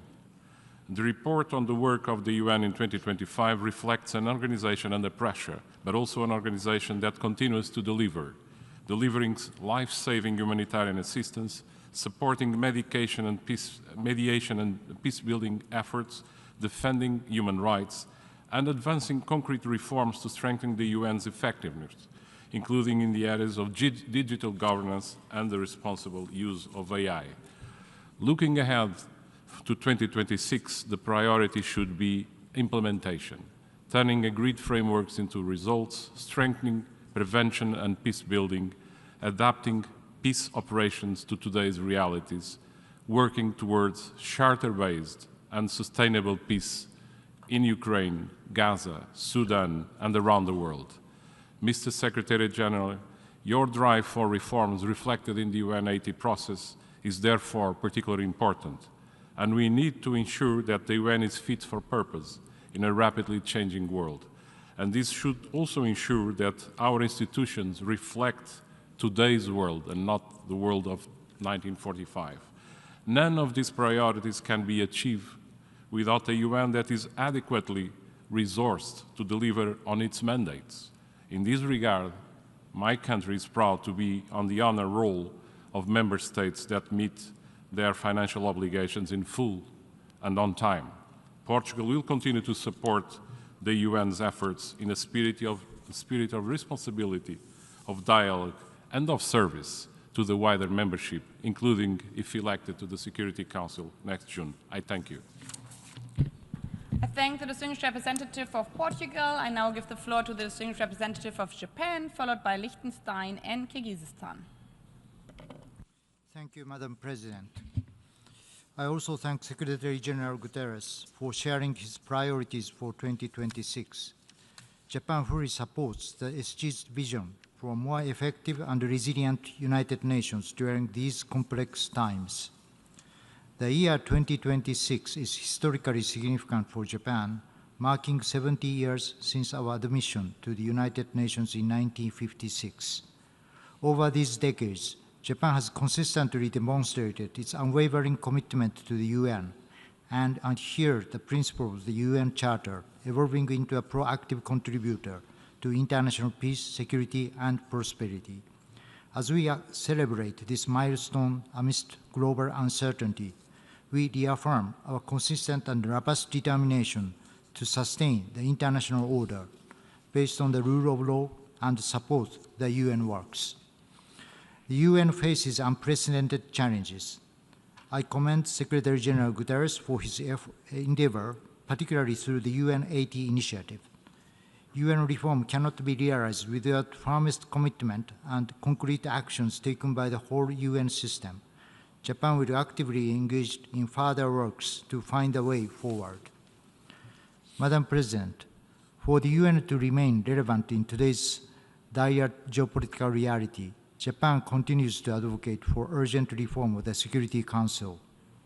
The Council must be transformed through expanding its permanent and non-permanent categories, and we must move forward text-based negotiations as soon as possible.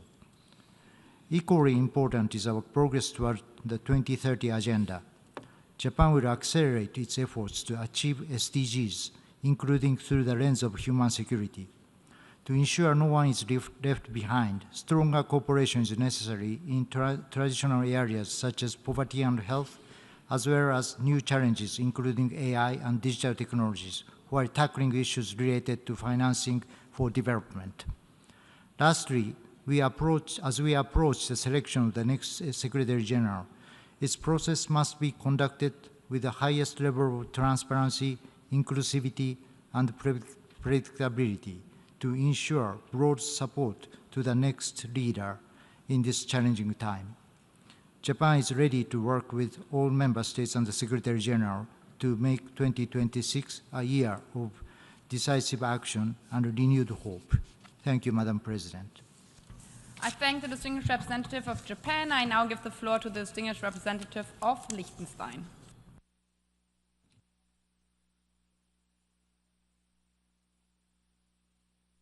And we want to thank the SG for his briefing and wish him all the best as he enters the final year of service to our organization. We're also grateful that he has found positive words on a few things, and I want to echo in particular his words that this disruption can be a force of construction. I do believe, and I hope that we can look at the moment that we find ourselves as a moment of opportunity and of resilience. And that is necessary because, as you have said yesterday, Madam President, more than ever, this is a make it or break it moment for our organization. And I just want to offer comments on two topics discussed this morning. The first is UN-80. We were certainly pleased to see that we were able to adopt the budget after much difficulty at the end of 2025 as a positive contribution on the discussions under work stream 1. This, of course, is not a reason to congratulate ourselves. This is simply what we need to do to keep the organization going. And of course, it is not a decision that has solved the liquidity crisis. We are confident that Workstream 2 is on a good track. We have a clear calendar and a time frame, and we look forward to concrete results that will have a direct impact on the future work of this organization, but it will also take time of the results of these outcomes to play out, which is why it's so important that we now turn to work stream 3 in more detail to examine the potential structural changes to the UN system, which is what will make a difference in the long term and which we need in order to convince our political leaderships that they continue to make the investment that we see in this organization. We share the concern that you've expressed, Secretary General, concerning the state of international law. The United Nations, more than anything else, stands for the rule of law, the importance of international law, and the fact that it is agreed rules that govern international relations. Violations of Article 2.4 in particular are proliferating, and no state should get a free pass in the violation of the UN Charter. We certainly look for your leadership in calling out such violations, but it is in fact our collective responsibility of member states to continue referencing the importance of international law in order to keep this as the foundation of our organization. I thank you so much. I thank the distinguished representative of Liechtenstein. I now give the floor to the distinguished representative of Kyrgyzstan, followed by Egypt and Morocco. Madam President, we thank the Secretary General for his briefing and for outlining his priorities for 2026. Kyrgyzstan supports a strong, effective and action-oriented United Nations capable of responding for today's complex and interlinked global challenges. As my President emphasized in his statement at the 18th session of the United Nations General Assembly, the world is experiencing a profound crisis of trust in international relations, accompanied by growing geopolitical tensions, conflicts, and fragmentation. In this context, the role of United Nations as the central platform for dialogue and collective decision-making is more important than ever. Kyrgyzstan firmly believes that multilateralism based on the UN Charter, respect for sovereignty, territorial integrity, and non-interference in internal affairs must remain the cornerstone of international relations. There can be no sustainable peace or development without strict adherence to international law and without equal respect for all states, large and small. Peace and security remain at the top of our shared agenda. Kyrgyzstan consistently advocates for the peaceful resolution of conflicts through dialogue and diplomacy. Kyrgyzstan, together with Tajikistan and Uzbekistan, has jointly presented a draft resolution on the peaceful settlement of border disputes. We count on the support of the member states. We thank all delegations for their attention to the remarkable progress achieved in Central Asian countries in peacefully resolving long-standing border disputes, which was also highlighted during the meeting of Peacebuilding Commission last December.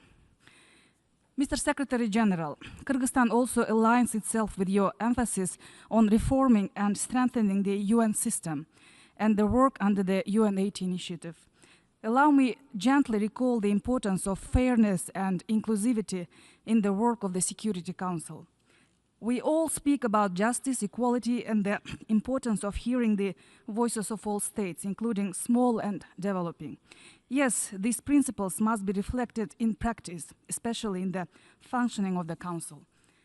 The credibility and effectiveness of the Council depend on its ability to reflect the diversity of UN members. Countries that have never had opportunity to serve on the Council should be given a fair chance to contribute to its work, and the voices of small and developing states must be heard. Madam President, the future of United Nations depends on our collective political will to strengthen unity, restore trust, and act responsibly for the benefit of present and future generations. I thank you. I thank the distinguished representative of Kyrgyzstan. I now give the floor to the distinguished representative of Egypt. Thank you, Madam President. Thank you, Secretary General, for the inspiring statement. Egypt appreciates your leadership.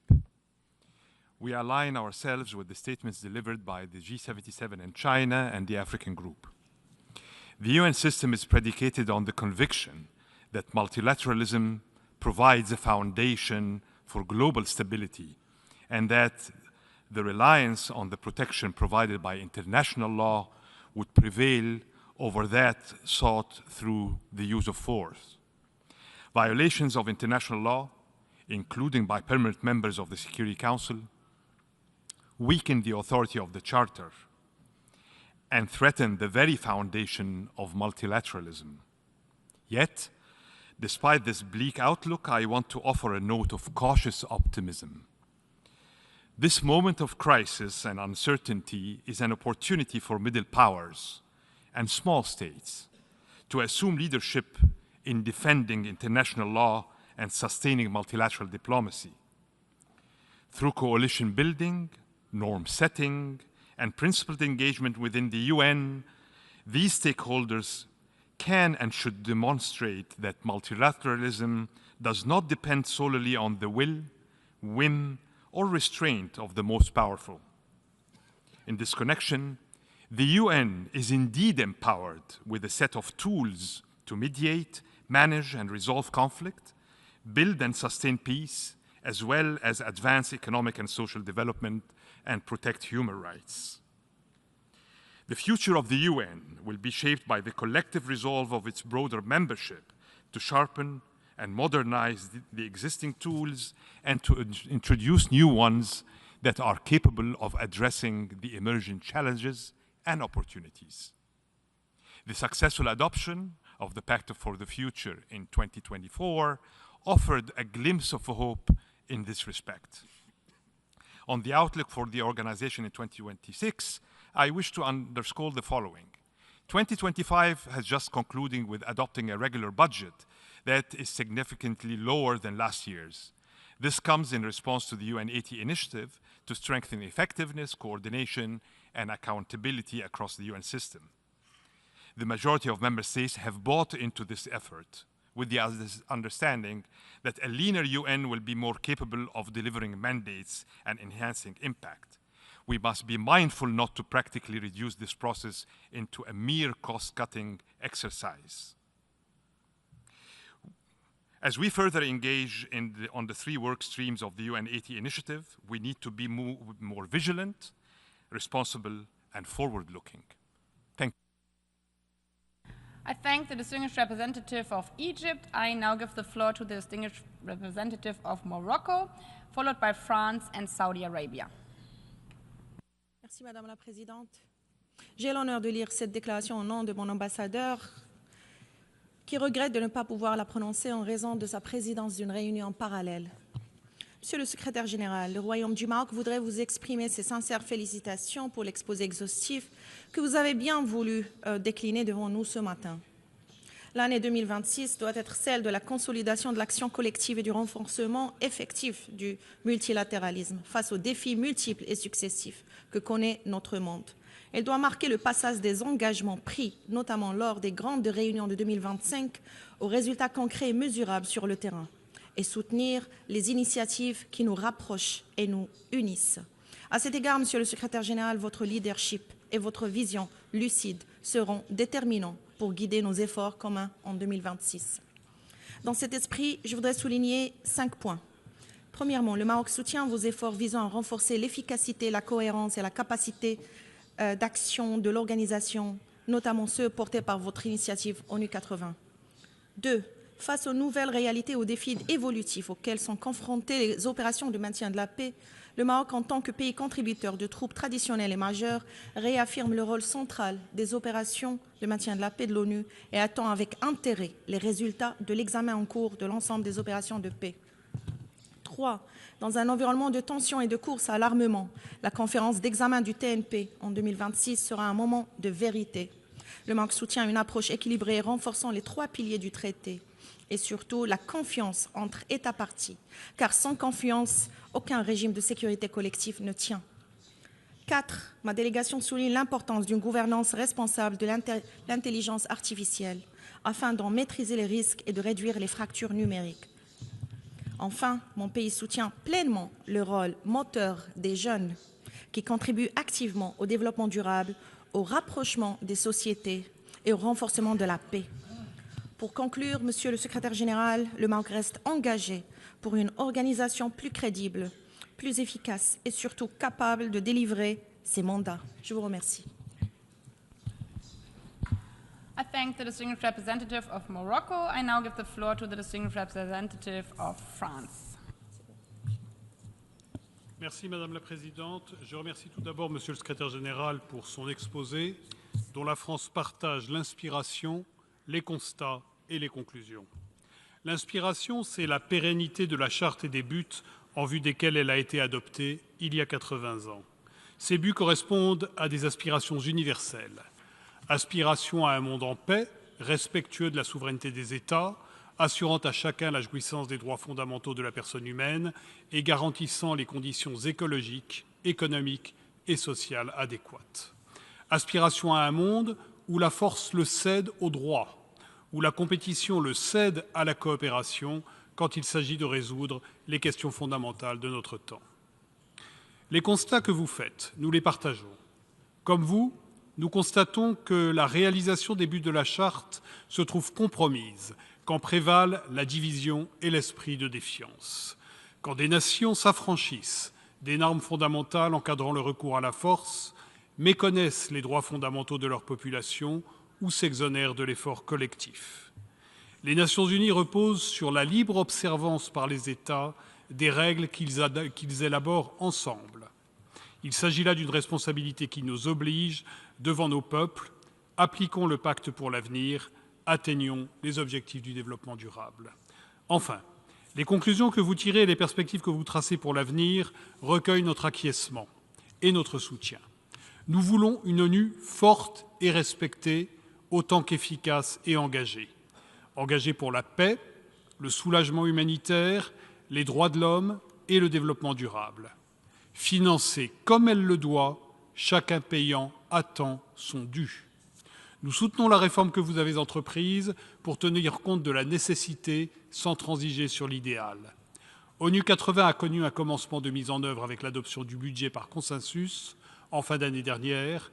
Elle doit se poursuivre à l'échelle de tout le système des Nations unies. Ce système, fruit d'une longue sédimentation, a besoin d'une rationalisation.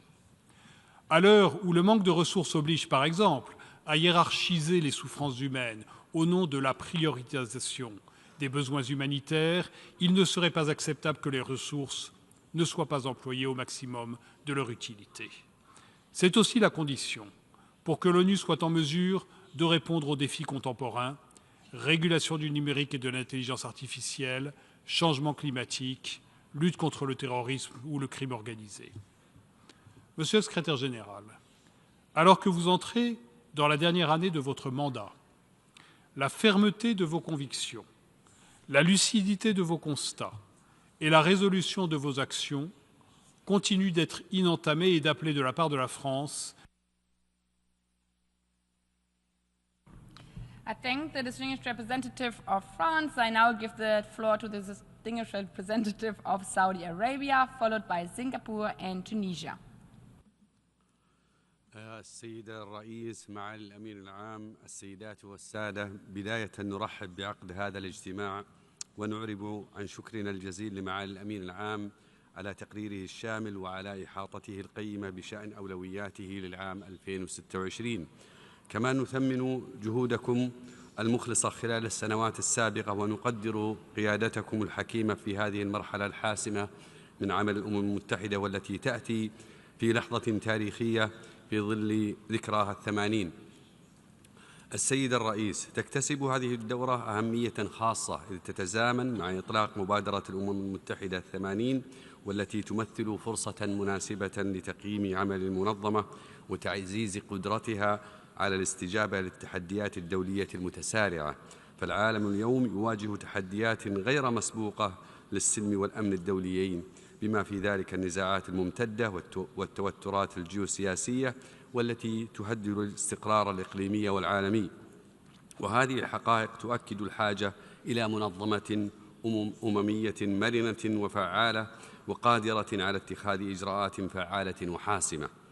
وفي هذا السياق فإن مبادرة الأمم المتحدة 80 تمثل أداة مهمة لتجديد وتقوية المنظمة وتعزيز قدرتها على الوقاية من النزاعات وعمليات الوساطة، فتعزيز الدبلوماسية الوقائية يظل أساسياً لمعالجة أسباب النزاعات وتقليل المعاناة الإنسانية وتعزيز الأمن والاستقرار على المستويين الإقليمي والعالمي. كما نود التأكيد على أهمية أن تظل هذه المبادرة قائمة على الشفافية والشمولية وبناء التوافق تقودها الدول الأعضاء، بما يضمن تعزيز العمل متعدد الأطراف وتحسين كفاءة المنظمة. ختاماً، السيد الرئيس، السيدات والسادة، تجدد بلادي دعمها لمعالي الأمين العام، ونثمن حرصه على استمرار جهود الأمم المتحدة لتكون منظمة فعالة وقوية وقادرة على حماية السلم والأمن الدوليين وتحقيق الاستقرار والتنمية المستدامة لشعوب العالم. وشكراً. I thank the distinguished representative of Saudi Arabia. I now give the floor to the distinguished representative of Singapore. Thank you very much, Madam President. I thank the Secretary General for his remarks and for his steadfast leadership. We welcome the priorities that he has outlined for the year ahead, and we recognize and appreciate the Secretary General's commitment to keep working and keep pushing with urgency and determination. Madam President, a large majority of members of this Assembly, members of the United Nations, are small states. And for small states like Singapore, the multilateral system, anchored by the United Nations and founded on the principles of the UN Charter and international law, is indispensable for peace and security. In a world of chaos and conflict, every member state has a responsibility to stand up for international law and defend the principles of the UN Charter. We cannot allow violations of international law to become normal or to be normalized. As member states, we all also have a collective responsibility to work together to build understanding, to bridge our differences based on mutual respect and mutual trust. Singapore stands ready to work with all member states to strengthen the role of the United Nations and to defend multilateralism. Madam President, please allow me to make a few points. First, we need to accelerate reform and deliver results. We have made a good start with UN80, but we need to press on with this process. Just 2 weeks ago, we adopted a consensus budget for 2026 that led to significant reductions in the resource and staffing requirements, while also seeking to streamline and enhance our organization's efficiency. This is a concrete demonstration that the UN can adapt to challenges and deliver results. In this context, we underline our readiness to work with all member states to continue the UN80 process in a way that is beneficial to all of us collectively. Second, we need to accelerate the implementation of what we have already agreed, in particular the Sustainable Development Goals and the Pact of the Future.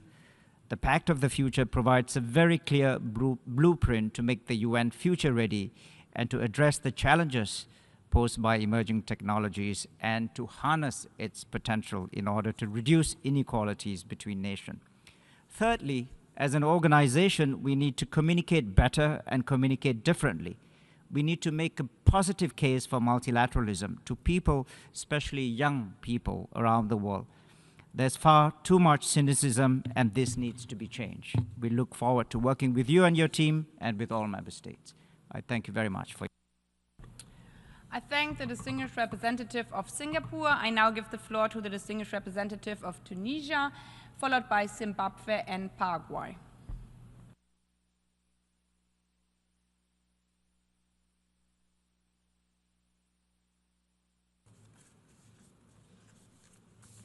Tunisia.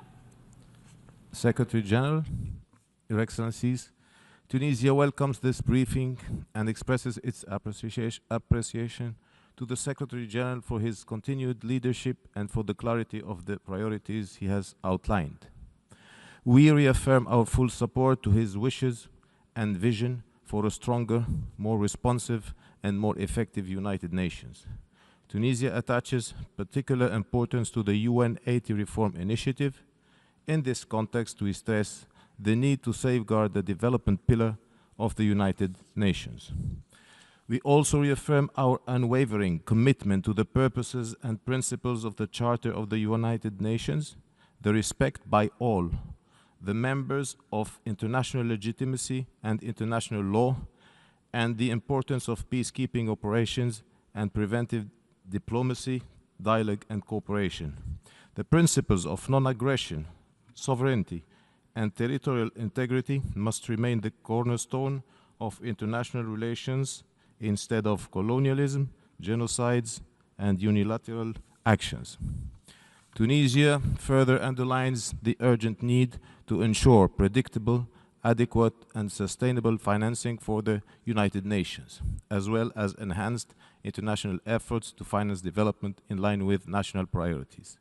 We reiterate our long-standing call for a comprehensive reform of the Security Council, including the correction of historical injustice through fair and permanent representation of Africa. Tunisia also values the role of the United Nations in supporting developing countries in stolen asset recovery and debt management. Finally, Tunisia expresses its hope that the forthcoming process for the election of a new Secretary General will reflect the organization's commitment to inclusivity and gender equality, and we encourage in this regard the selection of a woman Secretary General. I thank you.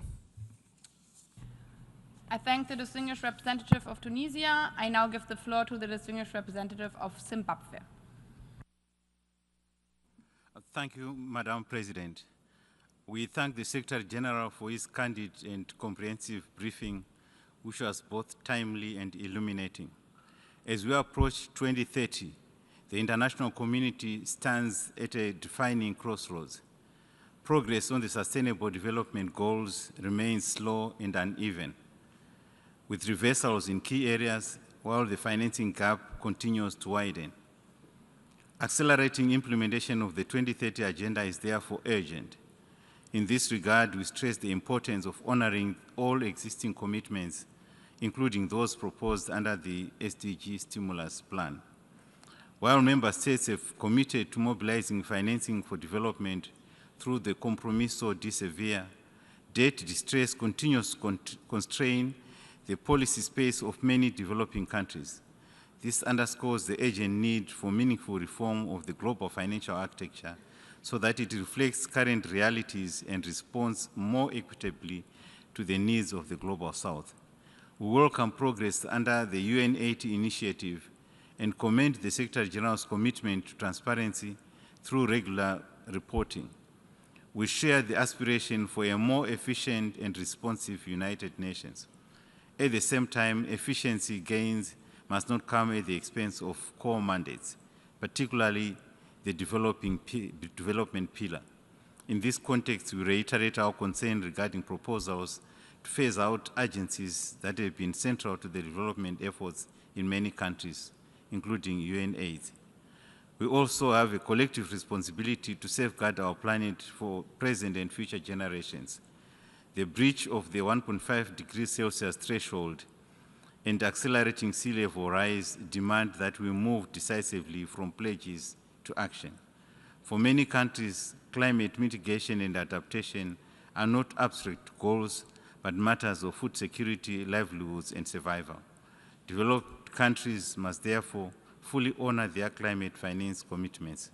Finally, we support initiatives to promote universal and equitable access to technology, including emerging technologies such as artificial intelligence, and look forward to constructive engagement in the global dialogue on AI governance. As I conclude, Madam President, the challenges before us are interconnected and demand renewed multilateral cooperation and collective resolve. In this context, the Pact for the Future is significant as it offers a pathway to restoring confidence in multilateralism. Working together despite our differences remains our most credible path to shared progress in sustainable development. I thank you. I thank the distinguished representative of Zimbabwe. I now give the floor to the distinguished representative of Paraguay, followed by Mongolia and Pakistan. Gracias, Presidenta. El Paraguay agradece al Secretario General por la presentación de su reporte anual y de sus prioridades para el 2026, las cuales orientarán la labor durante este periodo. Los países del sur global, los países en desarrollo sin litoral, como el Paraguay, los pequeños estados insulares y las pequeñas economías, enfrentamos de manera muy particular los desafíos estructurales actuales y crecientes. Las limitaciones de conectividad, las asimetrías en el acceso a mercados, la vulnerabilidad frente a shocks externos y las restricciones para movilizar recursos son grandes. Por ello, reiteramos la necesidad de seguir avanzando hacia un sistema internacional más inclusivo, eficaz y representativo, adecuado a las realidades de los países en desarrollo. Fortalecer la presencia y la voz de estos países en la toma de decisiones no es una cuestión de equidad, sino una cuestión indispensable para la legitimidad y efectividad de las respuestas colectivas a los diferentes desafíos globales. El secretario general Guterres, contamos con su compromiso con la organización y la cual esperamos se vea aún más fortalecida en este último año de su mandato.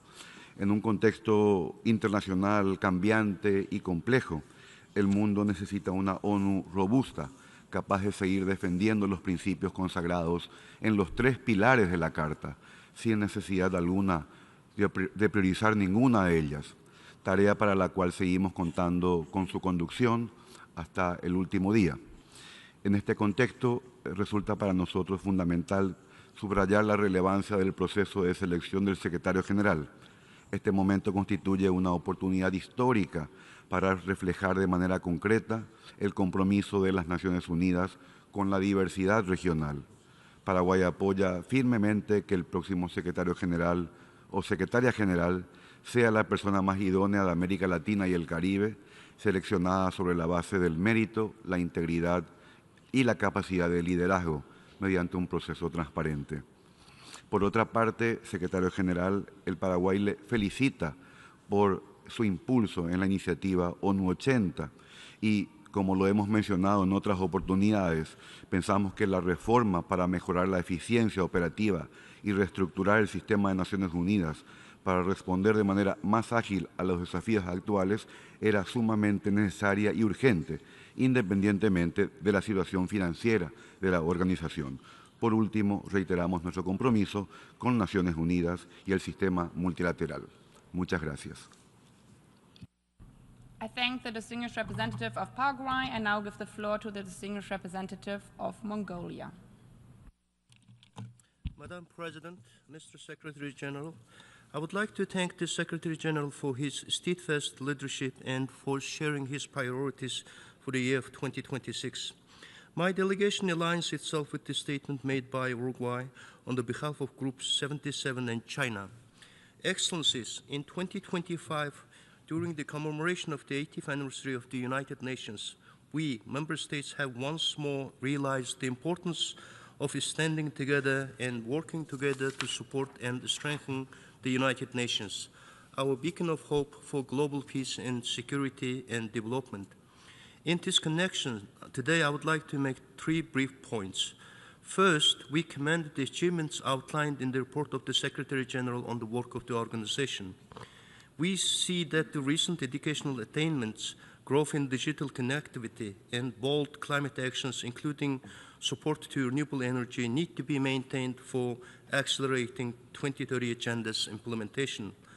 Likewise, strides toward leaving no one behind, including measures on improving gender equality, youth involvement, development in Africa, and assistance to millions of refugees and displaced people through UN system have been remarkable in the last years.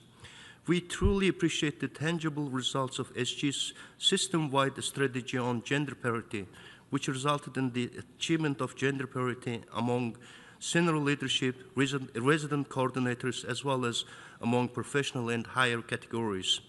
Second, last year, important roadmaps were defined in several fields and sectors, including FFD4, UNOC3, LLDC3, and Second World Social Summit. Thus, we consider that it's important to integrate them well into implementation of the 2030 Agenda and Pact for the Future. Third, we welcome the key priorities and challenges that the Secretary General has identified today, and particularly appreciate concerns about global unrest and appeal to reducing security threats and conflicts. It should be underlined that we wholeheartedly support the Secretary General's UN80 initiative. We expect that 2026 will be a turning point for the realization of the UN80 initiative, which is aimed at making UN more agile, integrated, effective, and cost-efficient for the 21st century by reforming its operation, streamlining mandates, restructuring programs to better tackle complex global challenges, including conflict, climate change, and inequality. In support of the SDGs priorities in 2026 and the overall future of the UN, Mongolia reaffirms our commitment to be engaged more constructively in the future discussions and collaboration. I thank the distinguished representative of Mongolia. I now give the floor to the distinguished representative of Pakistan, followed by the Republic of Korea and Panama.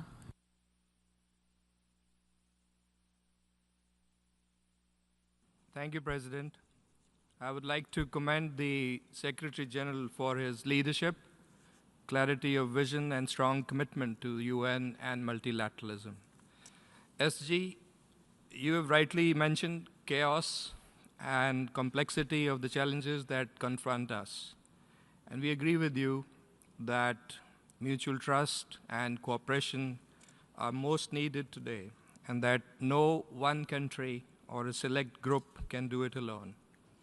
Pakistan has supported you throughout, and we will stand by you and continue to strengthen your hands during the last year of your mandate. We appreciate your friendship, dynamism, and availability, as we also saw in your leadership in mobilizing international response to the 2022 floods in Pakistan. SG, we appreciate the principles and priorities that you have outlined and the passion with which you have sought to advance the 3 pillars of the UN. You also refer to the obligations of member states, from payment of contributions to respect for the Charter. And let me add that it is the duty of the member states to support the organization and to carry out its decisions and resolutions, to promote peaceful settlement of disputes and respect international obligations and treaties. You emphasize the need for reform, and we agree that it must strengthen and not weaken the organization, a reform away from status and privilege towards true sovereign equality, away from archaic concepts towards contemporary realities of democracy, representation, and accountability that must underpin global governance. And I concur here with the views expressed by the distinguished representative of Egypt regarding the important role of medium and small states in this regard. And that's why, Secretary General, we have been saying we want reform for all and privileges for none. Cooperative multilateralism through this organization, our United Nations, is the way forward. I thank you. I thank the distinguished representative of Pakistan. I now give the floor to the distinguished representative of the Republic of Korea. Thank you, Madam President. I thank Secretary General Guterres for presenting his annual priorities. Republic of Korea aligns itself with this direction, which is firmly grounded in UN Charter and in multilateralism.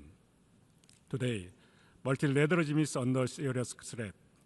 Yet we still believe that multilateralism remains irreplaceable in addressing global challenges. Under this backdrop, I'll make 3 points. First, 2026 must shift commitment to implementation. As the Secretary General has emphasized, what the international community does lack is not the arrangement, but delivery. Thus, it is critical to translate our shared commitment into concrete action across the UN's core pillars. This is essential for restoring trust in the UN and multilateralism.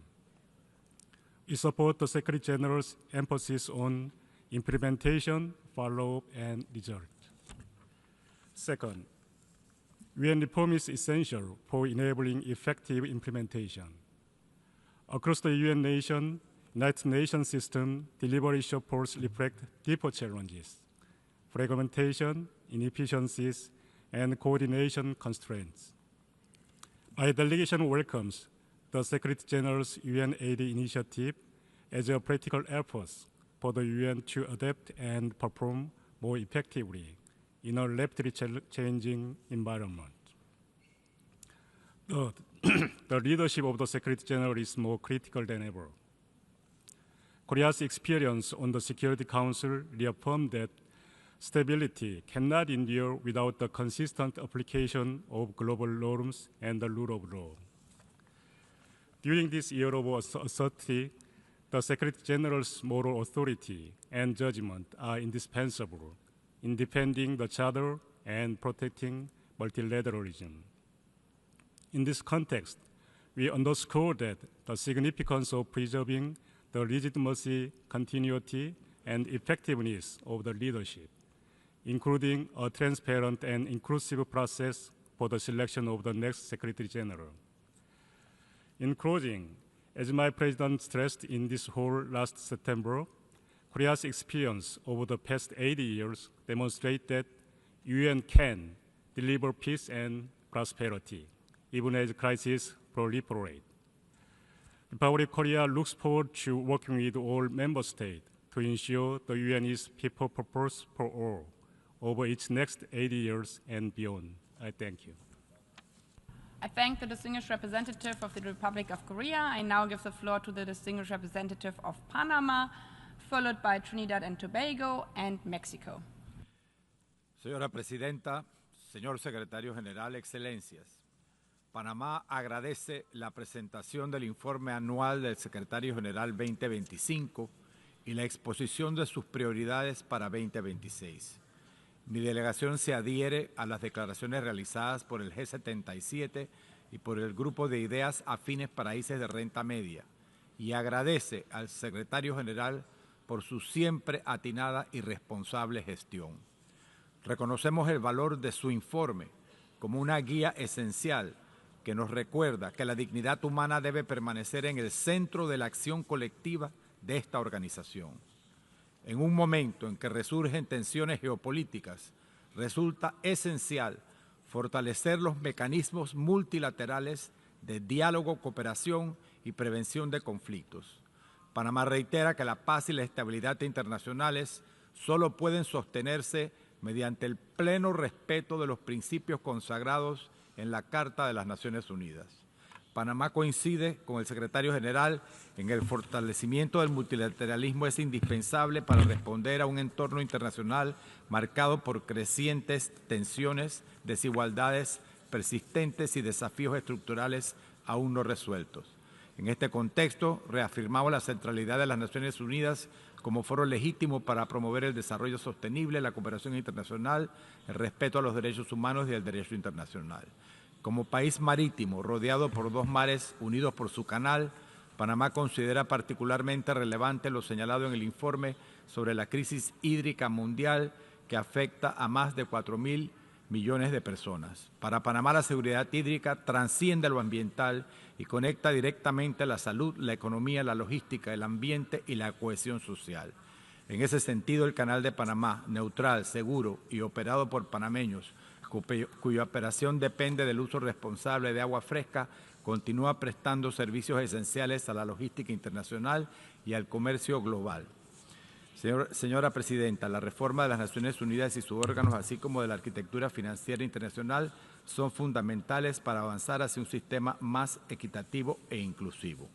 Panamá reafirma su firme apoyo a las Naciones Unidas y como hub regional del sistema, su disposición a seguir contribuyendo activamente al trabajo de la organización en beneficio de las generaciones presentes y futuras. Muchas gracias. I thank the distinguished representative of Panama. I now give the floor to the distinguished representative of Trinidad and Tobago. Thank you, Madam President. Trinidad and Tobago wishes to thank the Secretary General for his comprehensive briefing and for outlining the organization's priorities for 2026. It would also seem remiss of me not to also acknowledge you as president of this august body, the General Assembly, for your insightful presentation yesterday. Trinidad and Tobago fully supports the priorities identified, particularly the urgent need to accelerate the implementation of the 2030 Agenda. Progress remains far too slow, and the international community must redouble its efforts to deliver on the Sustainable Development Goals. In this regard, Trinidad and Tobago reiterates its strong support for reform of the global financial architecture to ensure a more equitable, responsive, and development-oriented system. My delegation also acknowledges the Pact for the Future and the UN 80 process and commends the co-chairs Jamaica and New Zealand of the informal ad hoc working group for their stewardship. We remain ready to support reforms aimed at strengthening this organization, one of the most consequential multilateral institutions, to ensure that the United Nations is more agile and fit for purpose to respond effectively to the present and future global challenges. Within the United Nations system, Trinidad and Tobago will continue to advance the agendas related to citizen security, the empowerment of women and girls, AI governance, food and energy security, sustainable development, and environmental resilience, as these issues remain central to our national priorities. In taking this opportunity to thank the Secretary General for his leadership and foresight as his term comes to a close, Trinidad and Tobago underscores the importance of a transparent, inclusive, and merit-based selection process that redounds in the appointment of the most suitable candidate for this critically important role of the next Secretary General at this pivotal moment. As we navigate an increasingly complex global landscape, my delegation stands ready to work constructively with all member states to advance our shared objectives and to strengthen this indispensable organization. We look forward to continued collaboration in shaping a more stable, fair, and sustainable world. I thank you, Chair. I thank the distinguished representative of Trinidad and Tobago. I now give the floor to the distinguished representative of Mexico, followed by Switzerland and Ukraine. Excelencias, yo quisiera simplemente agradecer y felicitar al secretario general por haberse apartado un tanto del formato tradicional de estos informes y estas presentaciones de planes para el año en curso, para en cambio enfocarse en lo que constituyen los graves problemas que enfrenta el mundo en estos días. Creo que no estamos en un momento para respuestas convencionales, sino para acciones inusitadas, dada la gravedad de la situación internacional. Ojalá que la membresía de las Naciones Unidas, que todos quienes estamos representados en esta institución, hagamos eco y respondamos de manera acorde con la gravedad de los problemas que el secretario general sintetizó esta mañana. En cuanto a México, desde luego reafirmamos nuestro compromiso inquebrantable con el multilateralismo y con las Naciones Unidas. Muchas gracias. I thank the distinguished representative of Mexico. I now give the floor to the distinguished representative of Switzerland. Merci Madame la Présidente, et j'aimerais tout d'abord vous remercier, vous, Monsieur le Secrétaire Général, de votre leadership toujours orienté aux principes de la Charte et de la présentation de vos priorités de cette année.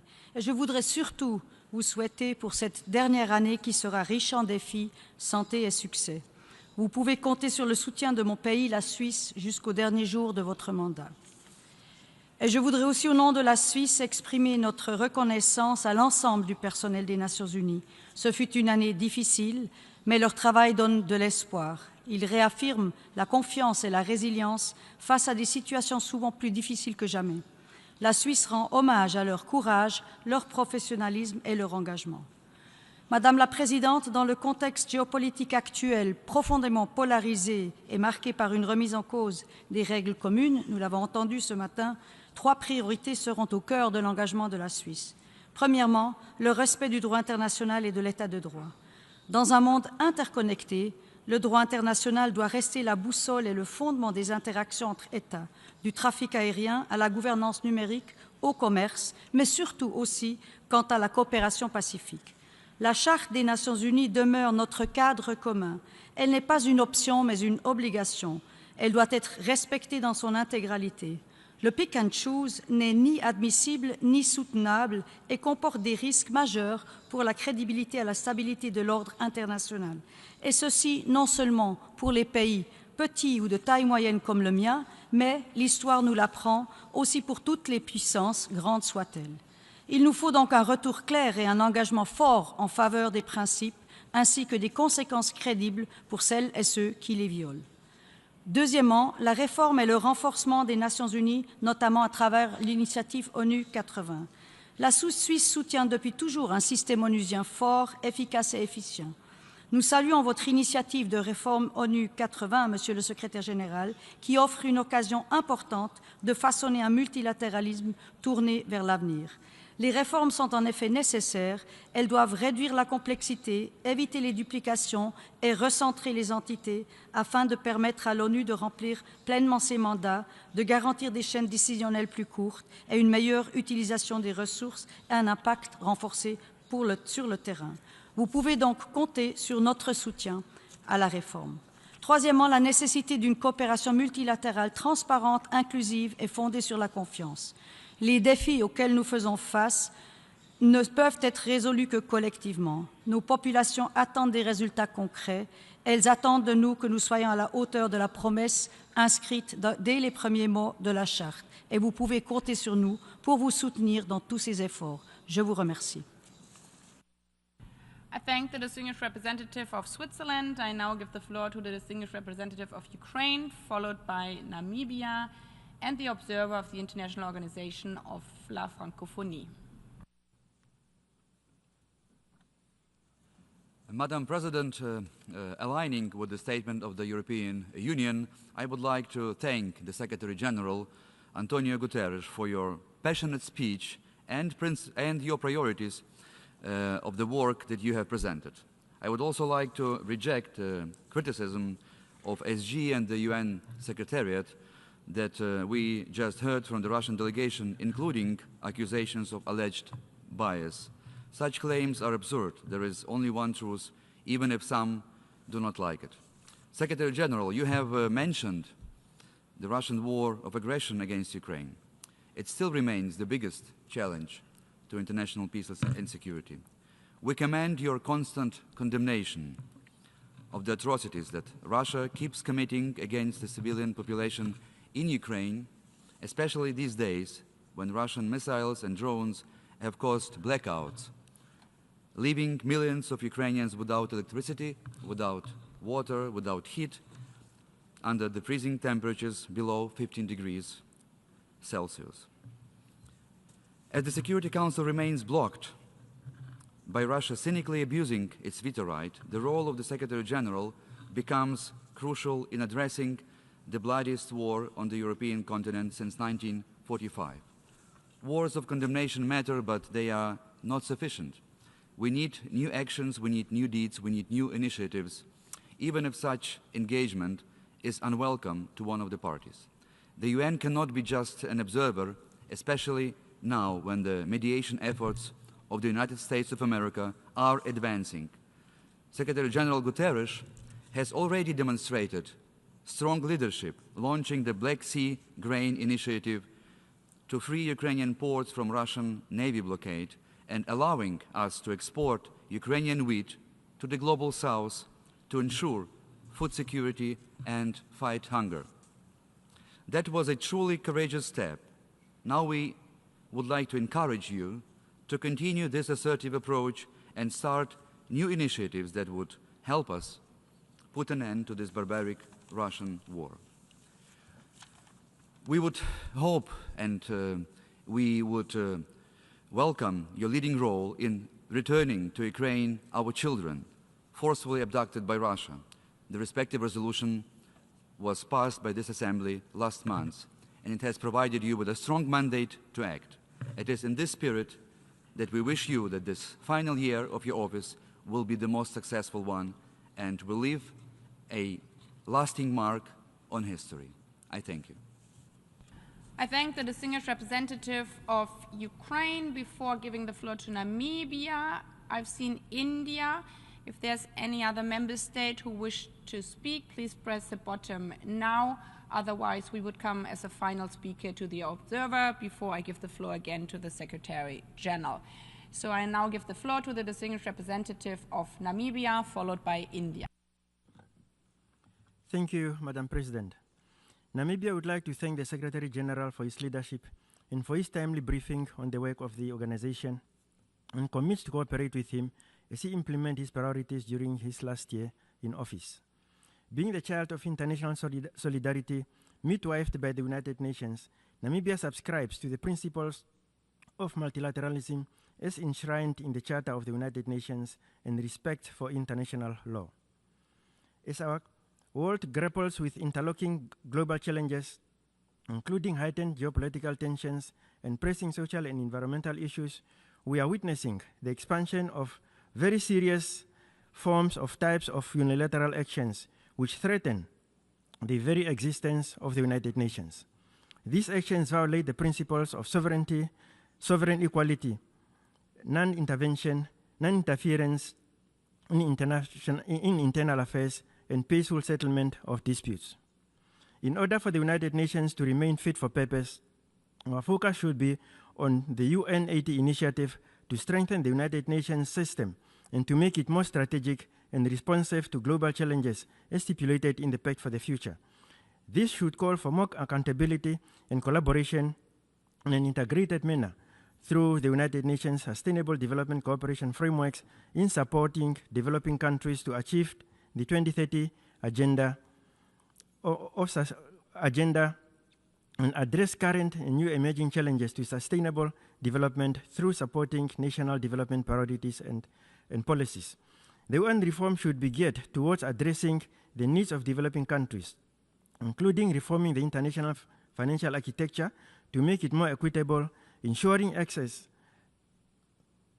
to concessional funding and development to climate financing, and supporting regional frameworks for peace and security, amongst others. Let us be reminded that the UN remains the only suitable platform with a legitimate authority to collective action, and Namibia reiterates its unwavering commitment to the principles of the UN Charter and to the rules-based international order rooted in the principles of sovereign equality of states. Finally, Namibia aligns itself with the statements delivered by groups to which it belongs. I thank you, Madam President. I thank the distinguished representative of Namibia. I now give the floor to the distinguished representative of India, followed by the observer of the International Organization of La Francophonie, and by this, the speaking list is closed. Madam President, Secretary General, and Excellencies, India thanks the Secretary General for outlining his priorities for the year. India particularly welcomes his commitment to make every day of 2026 count. As a member state that is firmly committed to multilateralism with United Nations at its core, India underscores that we stand fully ready to work alongside the Secretary General and his team as he pursues the 2026 vision. 2026 is a critical year for the United Nations. It faces several key challenges. The most significant one is the questions related to UN's efficacy, legitimacy, and credibility. These stem from the expectations of the world citizenry to deliver on each of the three key functions of the UN. The inability to purposefully intervene on UN's critical functions needs to be addressed on priority. Reformed multilateralism is essential to addressing the existing gaps. This is not a choice anymore. it is an imperative. The UN 80 initiative is a welcome step in this regard. India has pledged its full support and cooperation to this initiative. Member states must make full use of this opportunity. The UN membership must be guided by an ambitious vision on this front. It must not be limited to budgetary and financial aspects alone. Security Council reform is central to such vision. UNSC must reflect contemporary geopolitical realities. Both permanent and non-permanent categories must be expanded. These timely changes are vital to making the UN fit for purpose and equip this organization to respond meaningfully to present and future challenges. This calls for member states coming together with a joint sense of purpose to work towards the larger good of humanity. Clearly, there is a need for member states to rise beyond their narrow considerations in order to achieve this. India once again reiterates its full readiness to contribute to this endeavor. I thank you, Madam President. I thank the distinguished representative of India. I now give the floor as the final speaker to the observer of the International Organization of la Francophonie.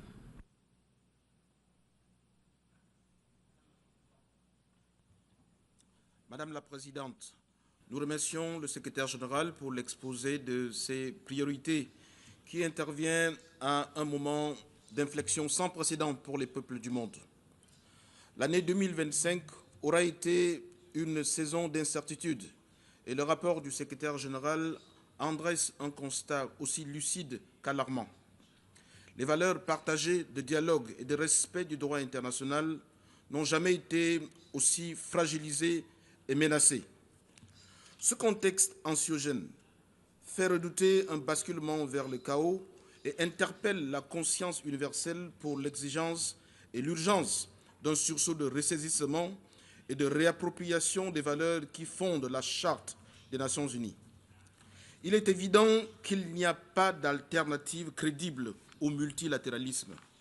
Ensemble, nous avons d'inestimables atouts pour saisir les opportunités et relever les défis qui se dressent à l'humanité, qu'il s'agisse de menaces sécuritaires, de périls humanitaires ou climatiques, ou encore d'enjeux énergétiques, de développement durable ou de prospérité partagée. Nous devons sans plus tarder renouer avec l'esprit de coopération et de solidarité pour un renouveau du multilatéralisme dans le cadre d'une organisation des Nations Unies ancrée dans son temps, ajustée à ses ressources et résolument tournée vers les peuples du monde. Les Nations Unies pourront compter sur le partenariat avec l'Organisation internationale de la francophonie dans la mise en œuvre des priorités énoncées par le secrétaire général. Notre cadre de coopération actualisé au mois de septembre 2025 en sera une légitime boussole, notamment dans les domaines où notre action requiert une synergie. Dans cette dynamique, nous poursuivons notre accompagnement au processus politique dans les pays francophones et notre assistance technique aux États en transition ainsi que notre appui à la contextualisation des opérations de paix. Nous serons mobilisés dans la réponse à l'urgence climatique et environnementale. Madame la Présidente, notre engagement repose sur la ferme conviction que le dialogue est plus équitable et plus productif lorsqu'il est inclusif. Le multilinguisme, en tant que vecteur d'inclusion et d'intercompréhension, se révèle à cet égard comme un pont entre les nations, un moyen de réduire les malentendus qui sédimentent les tensions géopolitiques et les murs de fragmentation. L'OIF se tiendra comme partenaire de solutions pour répondre aux défis rencontrés dans la mise en œuvre du régime linguistique et de diversité culturelle des Nations Unies.